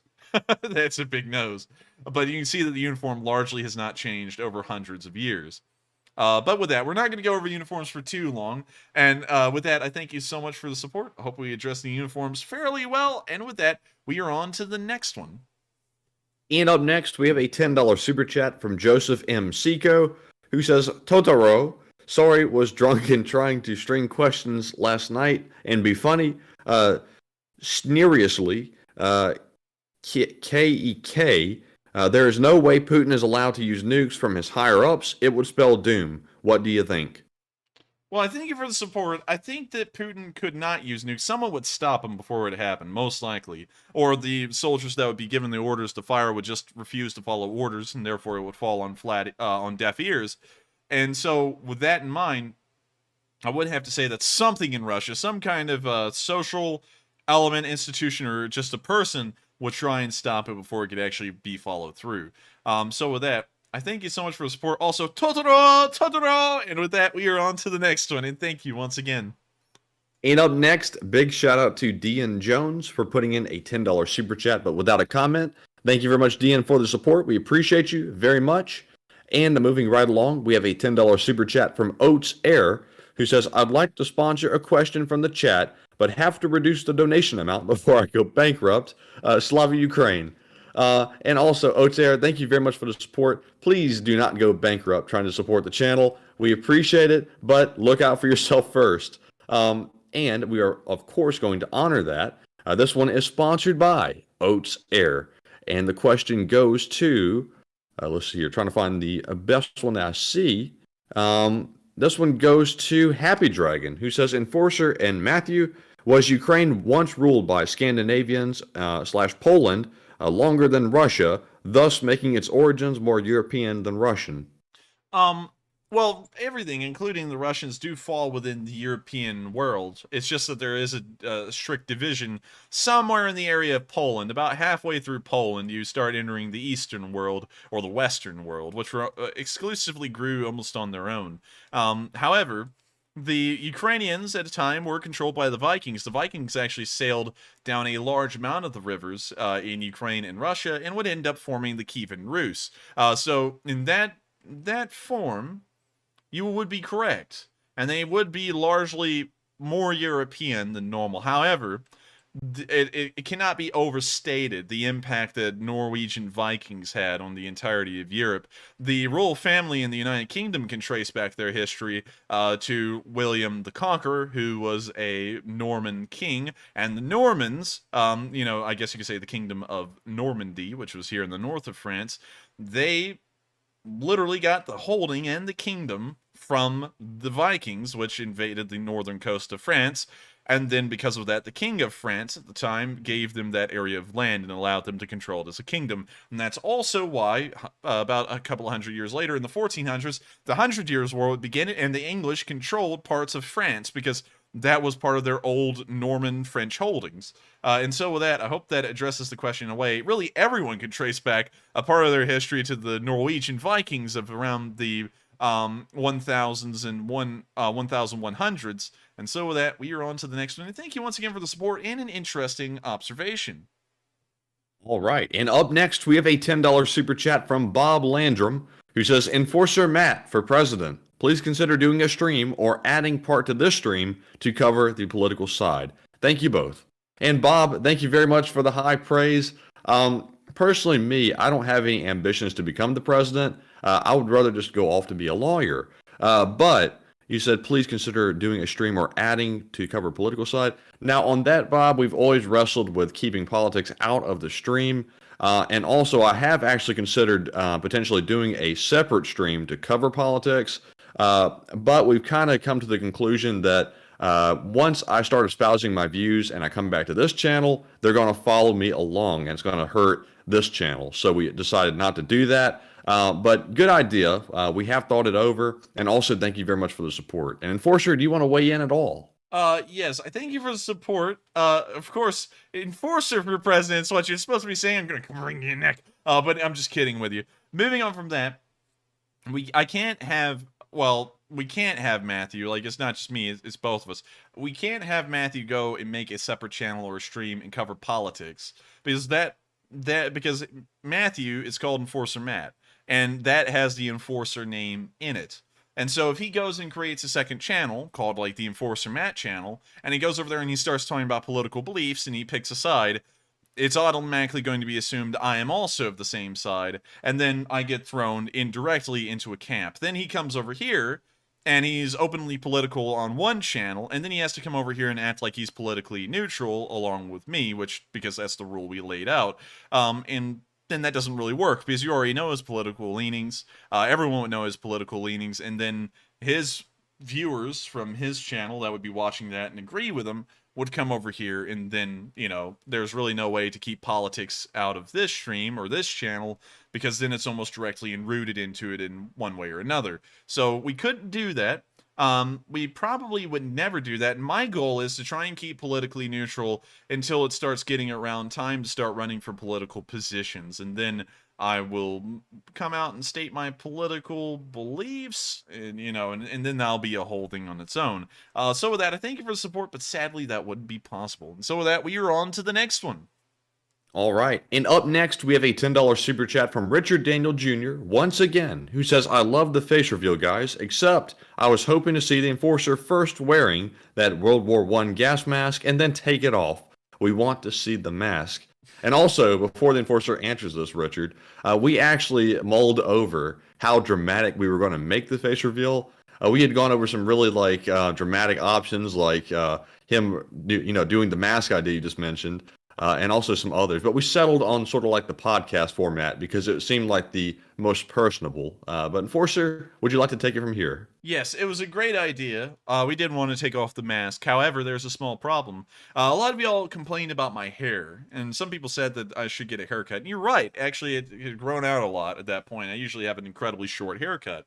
The problem is that regardless of my hair or how long it is, if I put on that gas mask, there's these massive, very tight straps that go over my head when I put that on. And so if I take it off after wearing it, my hair is all kinds of messed up, and it would be messed up for the remainder of that show. And there's also this kind of a filament that's on the inside of the mask, and my face would have been covered in this black sooty looking stuff like it's coal. And we didn't want that for the cameras. It wouldn't have looked great. So we decided to just have the mask removed at the start. But if you go and rewatch that video, there's this bag that's right below my head, sitting on my chest, and that was actually holding the gas mask I wore in the profile picture. But you couldn't see it on the video, but it's in there. And so with that, I hope that addresses the comment fairly well. That is something we want to do, but sadly we couldn't. And so with that, we are on to the next one, and thank you so much once again for the support. And also, Matthew, how many super chats do we have left? So it looks like we have about 20 left. All right, and so with that, we are on to the next one. And up next, we have another $10 super chat from Joseph M. Seco, who once again says, Totoro. He says, I can't explain how much I like that term. Ki equals LOL from World of Warcraft. Nukes never going to happen or we all lose. SMAWS, how come the U.S. haven't given them all that we have? And real quick, Joseph, I have to say, that I think Russia might try a new strategy with the nukes. I think they might try a tactical approach where they don't necessarily go along the lines of MAD, where it's mutually assured destruction, and instead just use them like normal missiles. It's never happened before, and there's really no framework for how that's supposed to work, but I think that's what they're going to try. But I know the Enforcer disagrees, and also, Enforcer, the second part of his question was Smalls. How come the U.S. hasn't given them all we have? The U.S. hasn't given them all we have because some of the stuff may be too technologically sophisticated or may be compromising national security, and for those reasons we can't send the stuff over because we could end up getting ourselves in a bit of a bind if something was captured or ended up getting destroyed and we weren't able to replace it. And so for those reasons, that's probably why we haven't sent everything over. Once again, take it with a grain of salt because those are my general assumptions, and I don't have the exact reason why that's not being done. That's within the minds of the congressmen and politicians that are actually making these decisions. So unfortunately, I can't really talk for them or get inside their brains to figure out why. But to answer the, let me think. To answer the first part, I don't know anything about World of Warcraft, never played it, but Totoro is, I don't even know where it comes from. But Totoro is a funny word, and I like using it. So, Totoro, and so that we are on to the next one. And thank you so much for the support, and I hope we were able to address that comment fairly well. And up next, we have a $12 super chat from ST, who says, in the unknown, there was a firefight where someone was reloading. Was the guy next to him shot in the shoulder? It seems like it in the video, and he kept going. Amazing. I didn't see that. I don't know which video would that be, so sadly I can't go back and find it. But I don't think I saw that when we watched that video, if I remember it correctly. But if he did get shot in the shoulder and he kept going, then that man's a trooper, and he deserves a medal for gallantry just for that alone, and of course a medal for getting wounded too. And so with that, I thank you so much for the support. I hope that does address the comment, ST. And with that, we are on to the next one. And up next, we have a $5 super chat from Santiago Flores, who says, good evening, and I'm donating a live chat question, and thank you. And this question is sponsored by Santiago Flores. And it goes to, let's see, Sweet 70433, who says, women arrested during protests get their eligible family conscripted. Do you think that could be true? I think that may or may not be true. I'm not exactly sure. It seems like it makes sense, as it would keep the women from protesting. And of course, the men are already under the fear that if they go out protesting, they may get arrested and then sent into the service. And so it may be true, but I'm not entirely sure. I haven't got any news about that to confirm that or not. And so with that, I hope that answers the question fairly well. But then again, we're not really working off of a lot of actual facts and information here. So take that all with a grain of salt. But with that, we are on to the next one. And thank you once again, Santiago Flores, for sponsoring a live chat. Indeed. And up next, we have a $5 super chat once more from Oats Air, who says, "This time, I'm on time. Slava Ukraine." And thank you for the support, Osair. And it's funny how people always make sure to show up on time or to make a pilgrimage here. And so I thank you so much for the support, Osair. And once again, considering your last super chat before this one, please make sure that if you are going to get into financial straits, make sure it's not over this channel. Make sure to always take care of yourself first, because while we do need support to keep this channel running, it makes me feel bad to think that we may be putting people into a bit of a bind by supporting this channel. So make sure to take care of yourself first. And then if you're totally fine and you have expendable cash spending, you're happy with supporting this channel, make sure to do it then. But make sure to take care of yourself first. And so with that, we are on to the next one. And thank you so much once again. And up next, we have a $5 super chat from CH, who says, "How many Russian soldiers does it take to screw in a light bulb? All of them, except their officers sold the light bulb and they were told to figure it out on their own. They drank vodka instead." Going back to Heavy Bubbles Man with a giant glass of Yes. vodka in the bus. The leaders. that man, like, let's see if we can find that video, because it couldn't be too hard to find it. Oh yeah, it was all the way out here in the Sakhalin Island. This one's an easy video to find because it's in the middle of nowhere. You see, they always say that you can erase the hard drive of a computer. If a person was a hard drive, that's how you erase the hard drive, is this giant bottle right here. Look at it, it's the size of his torso. But with that, we are on to the next one. Thank you so much once again for the support, and also a pretty good joke. All right, and up next, we have another $10 super chat from Richard Daniel Jr., who says, "Screw the hair, we want to see the mask. Both of your hair look just fine. I bet y'all got a haircut and style right before the reveal. Y'all great. We love you anyway." And no, Richard, I did not. I need a haircut still. And I need a haircut too, honestly. But I'll try and see about getting the mask on video at some point, one point or another. In fact, I was thinking at a time of actually rigging up my mask to where I would have a microphone inside of it, where I could wear it, breathe through it, and speak with it in public without having to show my face. But of course, we did a face reveal anyways, so there's not really any point in that, rather than trying to keep the enforcer alive. But the enforcer is still alive, because I'm the enforcer with the mask or without it. And so with that, I thank you so much for the support. I hope that addresses the comment, and we are on to the next one. And up next, we have a $20 super chat from Dwayne Porter, who says, "Good evening, guys. Do you believe that there will be a revolution in Russia? If Ukraine inflicts massive damage to the mobilization of new troops, what do you feel the Russian people will do?" I believe that there will eventually be I guess you could say a political calamity in Russia. There will be a head at some point where the opposition of Putin goes up directly against him, and we'll have to see what happens. But I'm not sure if there'll be an outright revolution like we saw during the Revolution of the Reds back in 1917. Moving on to the second part of that question, if they inflict massive damage on the mobilized troops, I think the Russians would have no option rather than to try and back out or escalate even further, which would probably lead to small nuclear exchange. And so with that, I hope that addresses the question fairly quickly. And of course, thank you so much for the support. And I hope the answer was still, the question was still answered fairly well. And so with that, we are on to the next one. And how many super chats do we have left? Let's see here. It looks like we have about 15 left. All right. And so with that, without any provocation by Matthew to say this night, we're going to be putting a cutoff on tonight's super chats, so that way we can get to the rest of them. I thank you all so much for the support, but once again, we've gotten so many super chats that we can't answer them all tonight. And so if you would like to support this channel and throw in a question as well, please make sure to do that tomorrow first thing, because beyond this point in this video, we will not be able to address any more super chats. And so with that, we are on to the next one. All right. And on to the next one, we have a $5 super chat from Nigel Curtis, who says, "I just wanted to share the video of 215 Ukrainian POW heroes returning home. It's 40 minutes, though or excuse me, meant to say through Zolkin Volodymyr YouTube channel. Can't post a link for some reason. Well, I thank you for the support. If you're trying to post it in our YouTube comment section, we have links disabled because scammers can use that to get people onto all kinds of stuff, Cash App and everything. So we had to disable it for everyone. So I'm sorry about that if you were trying to share it through the YouTube chat. But I do thank you for the support, and I will try and pull up that video and look at it. And also, if y'all would like to see, go over to Volodymyr Zholkin's YouTube page, because it's probably over there. And unfortunately, we wouldn't be able to show it on stream because he does have a copyright on that material. And so with that, we are on to the next one, and thank you once again.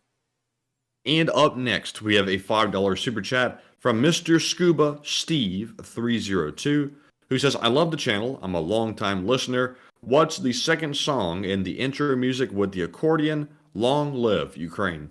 Thank you for the support, and I'm trying to think about that song name. It's called The Cossacks Went Riding, I believe, is what it's called. You might want to pull that up on YouTube and see if it's correct. If not, come back to me and we'll try and go troubleshoot and see which song it is again. But with that, I thank you so much for the support, and also thank you for being a longtime viewer, a veteran of the Lee Spring Army. And with that, we are on to the next one, and thank you once again. All right, and up next, we have a $5 super chat from DL Hemingway, who says, Enforcer Matt and Enforcer, do you think the Russians are setting themselves for a new Russian revolution?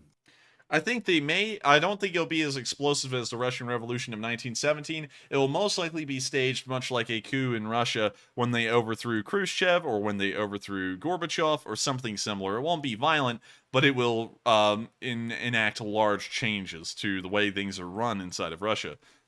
And so with that, we are on to the next one. And thank you so much for the support, and I hope I answered that question fairly well. And up next, we have a $5 super chat from Nathan Loring, who says, given how prolific alcoholism, seems to be in their ranks, I would leave stores of alcohol for them to be a valid tactic of Ukrainian. That would be a pretty good idea. I think they would fall for it. We used to see them clear out liquor stores at the very beginning of the war, and I think that they would fall for that if it actually happened. No joke. And so with that, I thank you for the support. I hope that does address the comment fairly well. And with that, we are on to the next one. And up next, we have a $5 super chat from Smart Lucker, who says, Putin was ruined in Ukraine. Khamenei was not going to stay in Iran. Jin Ping Pong will be a ding-dong if he invades Taiwan. Dictator Rhymes 101. Well, I thank you for the support, and also thank you for the funny jokes. Those were actually some pretty interesting ones. And so with that, we are on to the next one, and thank you once again for some good, solid rhymes. All right, and up next, we have a $5 super chat from none other than Duncan VR, and here we go. Oink, oink, bah. When I saw the pigs, for some reason, I thought of more Matthew torture. Baba, meow, oink, bah, meow, boo, baba, meow, bah, oink. Yeehaw! Bah, woof, woof. Spam. And so with that, I thank you for the support, Duncan VR, and I hope you enjoyed torturing Matthew another night. Of course, piglets would remind one to do that. And so with that, I thank you for the support. I hope that answers the question fairly well. And with that, we are on to the next one. And up next, a shout out to Manny for putting in a $5 donation and saying Slava Ukraine. And we definitely agree with you 100%, Manny. And thank you very much for the support. Yes, indeed. And moving right along to our next one, we have a $5 super chat from Wojtek CYVR, who says German name for Gdansk was Danzig during the occupation of World War II. Actually, that was actually the name of Danzig when it was the Free City of Danzig. You can actually pull it up. And also, Danzig was not actually Polish. It was actually a, I guess you could say a autonomous free zone, I guess you could call it. We'll pull it up here and show it. This is the boundaries of the Free City of Danzig, and that's what it was called before the war. Of course, the Polish still control Gdynia, which was just north of Danzig, but Danzig was largely its own city with its, largely its own region, like Hong Kong, with its own governance and systems of control. It still remained largely Polish. It did have a Polish post office, among other things, but still, it was a free city, actually, and it was called Danzig then. You can actually see in 1924, it says the Bank of Danzig on the notes, not Gdansk. And so with that, we are on to the next one. And thank you so much for the support, and also bringing up a quick little note about Danzig. And next up, it looks like Mark Redacted puts in a $5 donation and he rickrolls us. I'm not even going to attempt to do this, so I'm going to copy and paste it and put it in the live chat, and let's see if the enforcer wants to give it a go. Never gonna give you up, never gonna let you down, never gonna run around and desert you. And of course, everyone's ears just bled. I'm very sorry about that, everyone. I've never said I was a good singer. I never was. And so with that, we are on to the next one. And thank you once again for a Rickroll. We actually haven't had one of those before, and I'm glad to see that the memes stay alive. And so with that, we are on to the next one. And thank you once again. All right, and Mark, it looks like you got him to do it. But moving on to our next one, we have a $5 super chat from GNF, who says, if the current Russian government collapses, will the Freedom of Russian Legion try to set up a new government? And if not, them, who might take power? I think the Freedom of Russia Legion would only be a vessel to get a new group in power. I don't think they would directly take power themselves. They would most likely just be used to help someone else get to power. Unfortunately, I don't know enough about the Russian political landscape to say who would be the direct opposition to Putin, so sadly I can't say who would be in charge, but I do know that the Freedom of Russian Legion would most likely help with that process if it did turn into something of a more violent revolution. And so with that, we are on to the next one, and thank you once again for support, and I hope we answered that question fairly well. And next up, we have a $3 super chat from Arwen, who says, some Serbian politician visited his best buddy Rasputin 2 days ago and promised that he would help to legitimize the election by sending observers. Interesting. That actually sounds like it's delegitimizing the election a little bit. Can you reread that one again just to make sure I heard it correctly?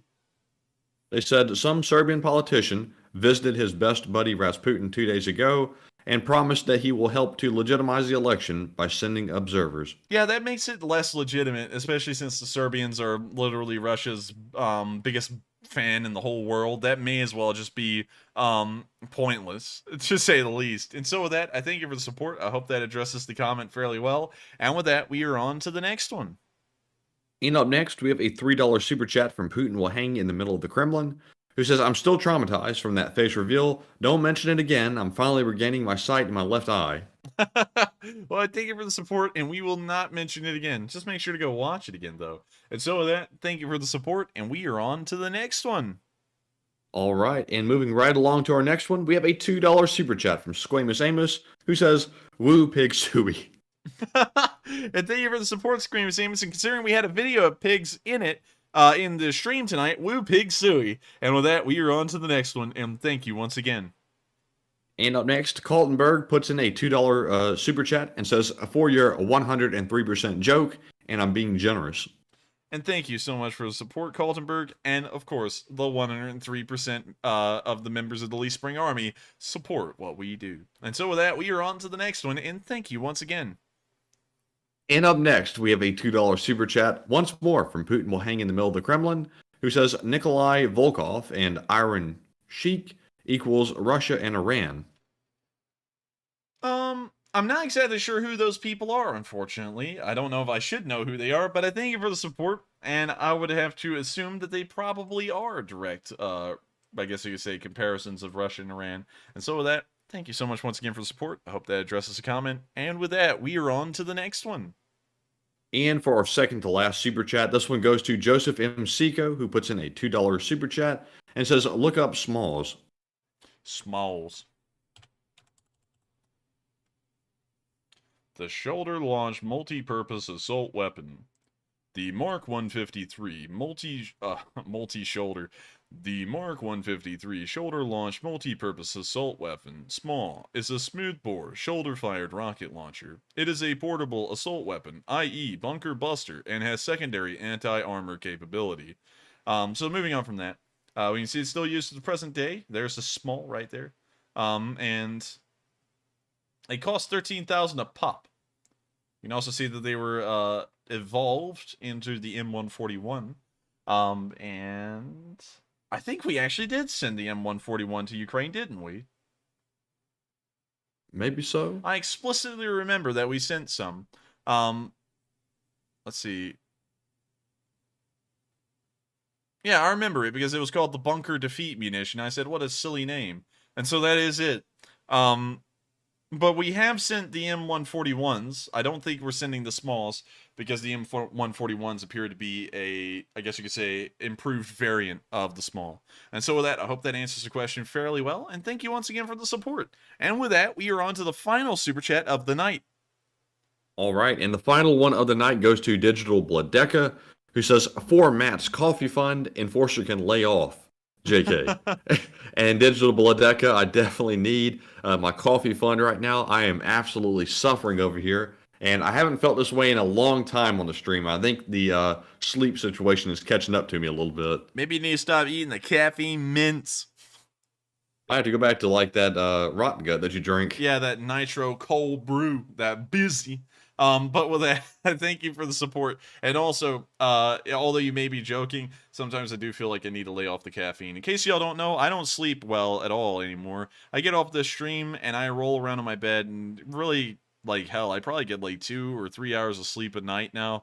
And the rest of it's just me rolling around and trying to get to sleep. Because one thing, believe it or not, doing this for 3 hours and 30 minutes straight before bed every single night actually keeps your mind racing at 100 miles an hour and this stuff. And so I'm answering y'all's questions in the middle of my sleep in my dreams. Like, it's almost become a nightmare in some ways, because I'll be sitting there in my bed spinning around in circles at 100 miles an hour going, well, actually, let's look at the border in between Poland and Ukraine. And I'll be doing that in my head. And I'll be like, no, I'm like, it's over. And also, that's why if y'all ask me about anything related to the war outside of a stream, I'm like, ooh, I don't like to talk about it, because it almost feels like my brain works 100 miles an hour on this all day, every day. And so asking a question off stream is like getting Pavloved. I just immediately go 100 miles an hour on that for like the next hour or so. And so with that, thank you so much for the support. I do kind of agree with that statement. And with that, we are now going to move into our live chat questions and answer about 10 of those. I'm trying to make sure that we don't go into marathon link like 3.5 hours every single night. So we're going to answer 10 live chats and then round out tonight's stream. And so with that, on to the first one. And the first one is from Lars Andrews, who says, I think we should all prepare for the third nuclear weapon to be dropped on a city. Putin wants to go down in history for something. What say you? I think Putin will already go down in history. He's been the pretty much dictator of Russia for nearly 20 years at this point. And also, this war in Ukraine and its massive failure will also put him in the books. But still, he may use nukes. And I don't believe he will, but there's always a 50-50 chance. Just because I believe something doesn't make it right, especially when it's largely based on opinions like that. He could do something like it. And so with that, I hope that addresses the question fairly well. And we are on to the next one. And up next, we do have our decoders of the stream, WF2U and Mark Hodges, who have figured out the Morse code. They say, tonight's plain language telegraph message is, referendums are beginning, and you have an option between yes and dead. What's yours? Slav Ukraine. And ding, ding, ding, ding, you did get it correct. Congratulations. That was the correct message. And that was speaking about the referendums that we covered on the news today. And so with that, we are on to the next one. And congratulations once again on getting the Morse code correct for like the 100th night in a row. And so with that, we are on to the next one. And also, real quick, I want to give one of our viewers named Buddy credit for one of the polls I ran earlier about sheltering Russian deserters. I just saw his question in the live chat and forgot to give him a shout out on that. So thank you very much, Buddy, for the inspiration for that poll. And moving right along to our next one, we have a question from Alexis Ponce, who says, Enforcer, what is your opinion on Patrick Lancaster and his latest video of the referendums? I don't really respect Patrick Lancaster, don't like his way of reporting.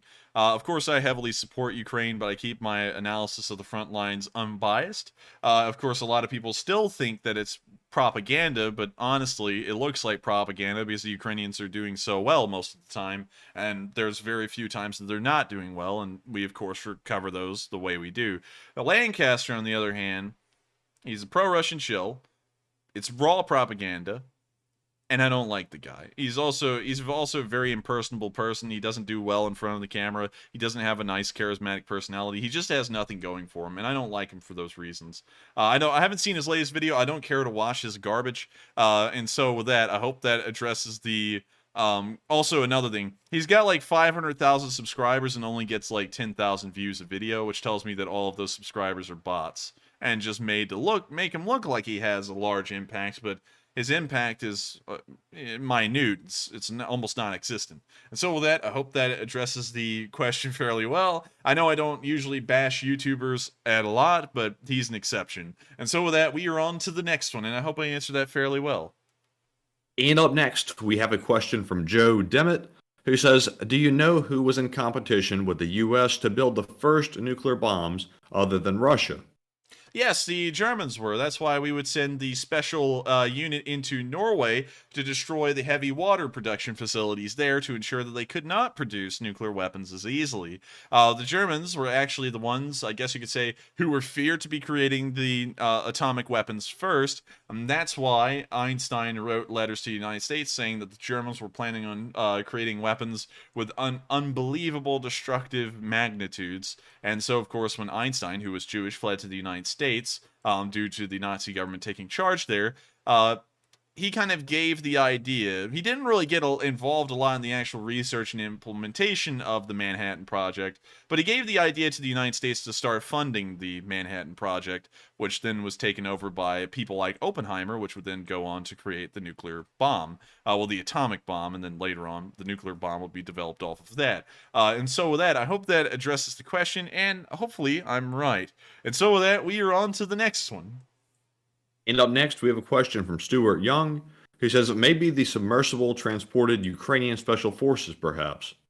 Maybe so. I've seen a lot of people in the live chat saying that that's actually some kind of a submersible vehicle that the Ukrainians have made that is explosive, and apparently they're putting them under certain places. And so with that, interesting suggestion, may be true, and we're just not entirely sure. And so with that, hope I addressed that question fairly well, and we are on to the next one.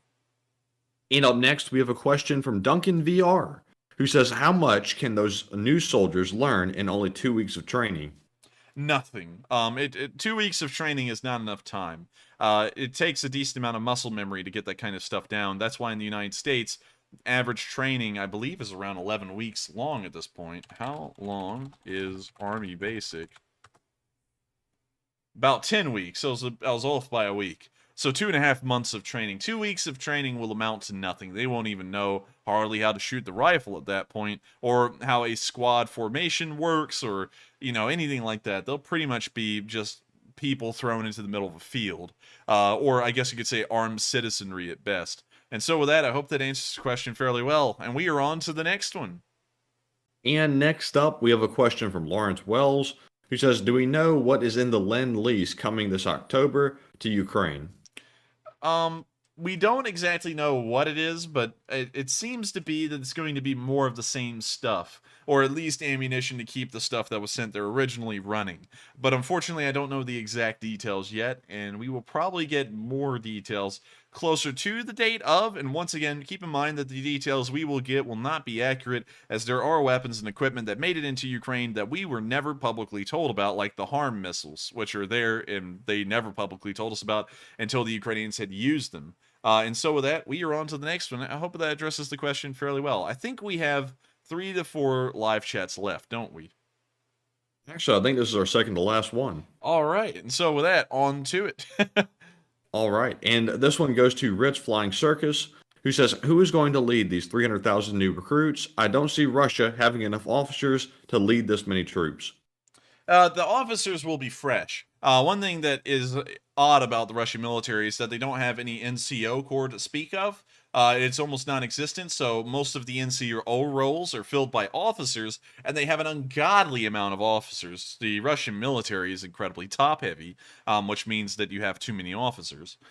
And so in that regard, they're probably just going to mill out thousands of new officers. They're probably conscripting officers right now as we speak. They'll give them a minimal amount of training and then throw them in units with conscripts to have minimal amounts of training, and then just send them all on their merry way to get slaughtered. That's most likely how it's going to work. Because in the United States during the Second World War, we started to just kind of mill out officers along with the enlisted. because there's no way to have an organic officer corps when you're tacking on that many additional enlisted soldiers to your military. And so with that, I hope that addresses the question fairly well. And we are on to the final one of the night, but before we do, huge shout out to Sharon Tukolsky, who threw in a super chat after the cutoff, but it was a super sticker. It was a $20 super sticker. And so with that, thank you so much for the support, Sharon Tukolsky, and thank you so much for being an old guard member of this stream and helping it to keep on running. And so now that we've covered that, we are on to the final question of the night. And so who is the lucky last person who threw in the lucky last question of the night? All right. And also, thank you, Sharon, also from me for the support. And our last question of the night goes to Ambrogini, who says, after Ukraine wins the war, should Ukraine change its railway track gauge from Russian 1520 millimeter to European 1435 millimeter?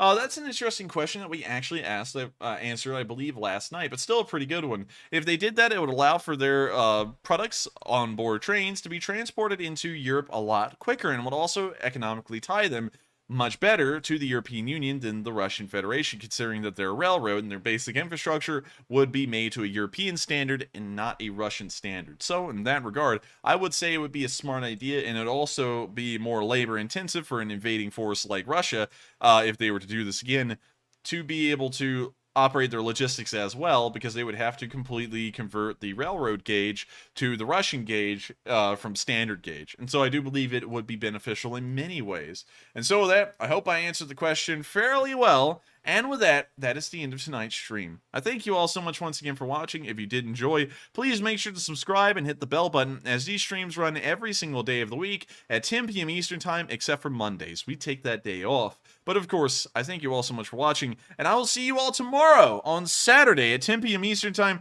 to report on day 214 of the war in Ukraine. Thank you all so much, and I'll see y'all then. Good night, take care, and stay safe.